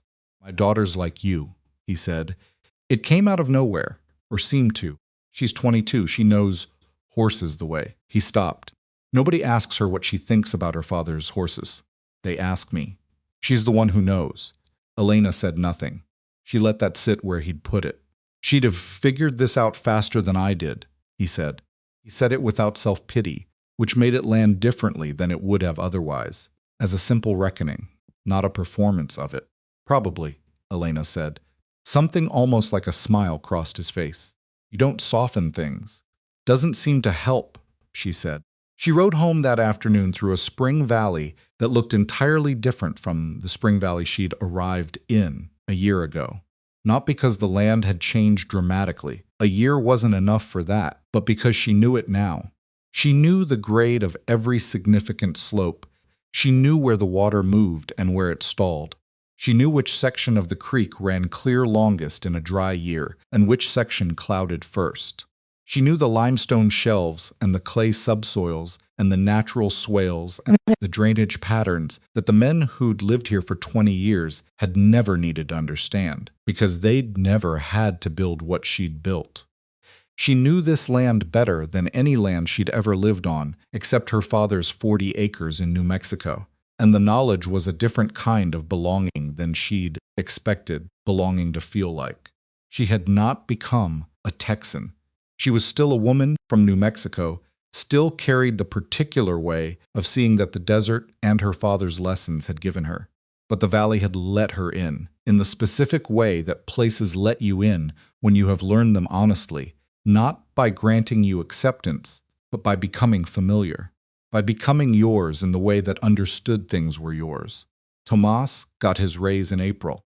She had told Caleb in March that Tomas needed to be paid like a man with genuine skill and responsibility, not like a general ranch hand, and Caleb had looked at the numbers she'd laid out and agreed without argument, which was the right response. Tomas got the news from Caleb on a Monday morning and came to find Elena at the primary gate that afternoon, where she was doing the first spring maintenance check. Caleb told me, he said. Good, she said. You did this, he said. You earned it, she said. I just said so out loud. She paused, looking at the gate mechanism. You should think about whether you want to learn more formal surveying. With the right training, you could design systems yourself. He was quiet for a moment. I'm not sure I'm the type. The type is anyone who's willing to look carefully at things and think about what they're seeing, she said. You've been doing that since June. You're already the type. He thought about it for the rest of the spring. She didn't push. She gave people room to arrive at their own conclusions, because conclusions that arrived under pressure didn't hold. In May, almost exactly a year after she'd shown Caleb her first drawings at the kitchen table, the Valley Association held its spring meeting, and Elena attended it. Not in the back, not standing at the side. Crow had sent word that the association wanted her present, which was a different kind of invitation from the one she'd received last fall. She sat at the table with the 6 ranchers, and Crow went through the winter system performance, the spring flow readings, the maintenance schedule she'd designed, and when he was done, he turned to her and said, Anything you want to add? She added 3 things: the Aldridge Wall reinforcement timeline, a note about the Whitfield Junction check she'd scheduled for June, and a recommendation that the association set aside a portion of the annual consulting fee as a maintenance reserve for capital repairs, because nothing lasted forever without investment, and it was better to plan for replacement before something broke than to scramble after it did. The ranchers listened. Burkett asked a question. Hannigan took notes, which she hadn't expected from Hannigan, and found she was genuinely glad to see. After the meeting on the way out, Crow stopped her. There's some things I want to say, he said. I should have said it sooner. She waited. When you arrived last spring, I treated you as if your presence. Here was a problem I was going to have to manage, he said. I was wrong to do that. Not just incorrect about your capabilities, wrong in how I behaved. There's a difference. She looked at him. He was not finding this comfortable. She could see the effort of it in his posture, in the deliberateness of each word. He was a man for whom this kind of accounting was not natural, and who was doing it anyway, which was the only way it meant anything. I know there's a difference, she said. I wanted you to know I know it too, he said. She thought about what to say. She thought about April and the Mexican woman, and the laugh at the association meeting that other men had joined in on.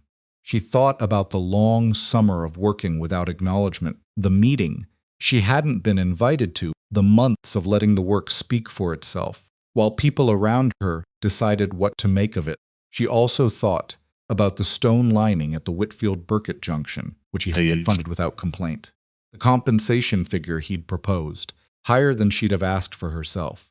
The way he'd stood at the edge of her father's kind of system and looked at the water moving through it and revised something inside himself, slowly and imperfectly, the way real revision always happened. I know you do, she said. That's enough. He nodded. He put his hat on. He walked out to his horse and rode back toward his south pasture, which had water in it now, for the first time in 4 summers. She stood in the yard for a moment before going to find Caleb. This was the thing she had not known when she'd stepped off the stage in Henley with her trunk and her leather satchel and her 30 years of knowing who she was. She had known she could solve the water problem. She had been reasonably confident about that, with the appropriate margins of uncertainty. What she hadn't known was what it would cost, not in labor, not in the long summer of crisis management and the daily exhaustion of the drought watch, but in the particular currency of being misread for months by people who hadn't looked at her carefully to see what she was. She had paid it, and what she'd found on the other side of it was not triumph, which was a temporary thing and always felt slightly hollow in her experience, but something quieter and more durable. She had found a place where the work she could do was needed, and where people had eventually imperfectly, in their own time, through the only mechanism that actually worked, which was evidence, come to understand that was not a small thing. In her experience, it was actually quite rare. She found Caleb at the horses, tightening the cinch on the mare's saddle he'd borrowed her for the ride into Henley, and brought her back without being asked, which was the sort of thing he did so habitually that she had started to expect it, and the expectation itself was a form of trust she hadn't fully mapped until recently. "How was the meeting?" he said. "Good," she said. "Productive." He looked at her. She had learned to read his looks over the course of a year, the different qualities of his attention, the particular one he was giving her now, that was asking something more specific than the question he'd said out loud. Crow said something, she said. An apology. A real one. Caleb was quiet for a moment. He was processing it, the way he processed things that mattered carefully, without rushing to a response. "How do you feel about it?" he said. It was, she thought, the right question. Not was it enough, or did you accept it? Just how did she feel, which was the thing that actually mattered, and that not many people thought to ask. "Tired," she said. Not in a bad way. In the way you're tired after something has been finished. She paused. "And something else I don't have a word for yet." He nodded. He understood the something else without needing the word for it, which was one of the things she valued most about him. "You hungry?" he said. "Yes," she said, "very." They rode home together in the May light, which was the best light of the year in that country softer than summer, warmer than fall, the valley green, in a way it hadn't been when she'd arrived, and wouldn't have been without the water she'd brought to it. She rode alongside Caleb on the road she knew now, past the bend with the cedar, down the long straight where she let the mare open up the rise, from which you could see the Rourke chimney, and further out, faint lines of the valley system's primary channels, where the land held a slightly different color along their edges. She had drawn those lines. She had dug them from the earth. She had dug them from the earth and filled them with moving water and watched them keep something alive through a summer that would have killed it otherwise. There they were, visible from the road, doing quietly what she had built them to do. She was 31 years old. She had arrived in this valley as a mail-order bride with uncertain prospects and a leather saddle such nobody had asked for, and she had the knowledge nobody asked for into the thing the valley most needed. And she had done it without apology and without waiting for permission, which was the only way any of it could have happened. She did not think of herself as exceptional. She thought of herself as a person who had paid close attention to the right things for long enough that the attention had become knowledge, and who had been raised by a man who'd never told her there were things she wasn't supposed to know. That was her inheritance, not land, not money, but a way of looking at the world that saw problems as questions, and questions as things worth answering. Thought about what she would pass on, and how, and to whom. The thought was new. She hadn't let herself think that far forward during the year of crisis, but now there was room for it, and it arrived with the particular weight of things that mattered in a long way rather than an immediate one. Tomas and his surveying. Hannigan's daughter, who she'd met twice and who watched everything with the same careful attention that Tomas had shown at the Channel worksite. The county documentation in the infrastructure record with her name on it. available to anyone who knew to look. Water moved through the land and kept things alive. Knowledge moved through people the same way, she thought, channel by channel, one careful hand to the next, arriving where it was needed if the grade was right. Her father had known that. He'd built his channels, and he'd taught her, and here she was in Texas with 6 ranches holding water through a drought that would otherwise have broken them. And somewhere in that chain of transmission, his work was still moving, still arriving somewhere, still keeping something alive that would otherwise have gone dry. She thought that was enough. More than enough, actually. More than she'd known to hope for when she'd answered a widower's advertisement in a New Mexico newspaper on a cold morning in February 1884, and written back with questions about his water situation that had made him think. She was either a rancher or had been raised by one. She had not been raised by a rancher. She had been raised by a man who understood water, and she had brought that understanding to a valley in Texas that had needed it more than it had known, and she had given it freely and defended it stubbornly and watched it move through the land and through the people until it was no longer hers alone, but the valley's, until it was, in the truest sense of the word, common ground. The Rourke chimney came into view above the ridge. Caleb slowed his horse slightly, adjusting to ride beside her rather than slightly ahead, the way he'd started doing sometime in the fall and had done consistently since. The mare moved easy beneath her. The Maylight held everything in a particular gold that wouldn't last, it never lasted, which was why you looked at it when it was there. She looked at it. She had found what she'd come looking for. Not fame, she had never wanted fame, had no patience for its costs. Not even credit exactly, though the county record with her name in it was real, and she was glad of it. She had come looking for a place where what she knew mattered to the people around her, where her understanding of the world was useful rather than inconvenient, where she could put her hands to real work and see it hold. She had found that place. She had had to build it first, literally, and in every other sense had to build the channels and the gates and the trust and the long, slow acknowledgement of people who hadn't been looking for what she offered. But it was built now. It was running. It was holding water, and she was part of it. Not a stranger, not Caleb's mail-order bride, not the Mexican woman, not the outsider with her foreign ideas. Part of the valley, part of the ground. That was the thing she had not had a word for, standing in the yard after Crow's apology, tired in the way you were tired after something was finished. She had the word for it now. It had arrived quietly, the way water arrived at the end of a long channel, not dramatically, not with announcement, just present where it hadn't been before. The word was home.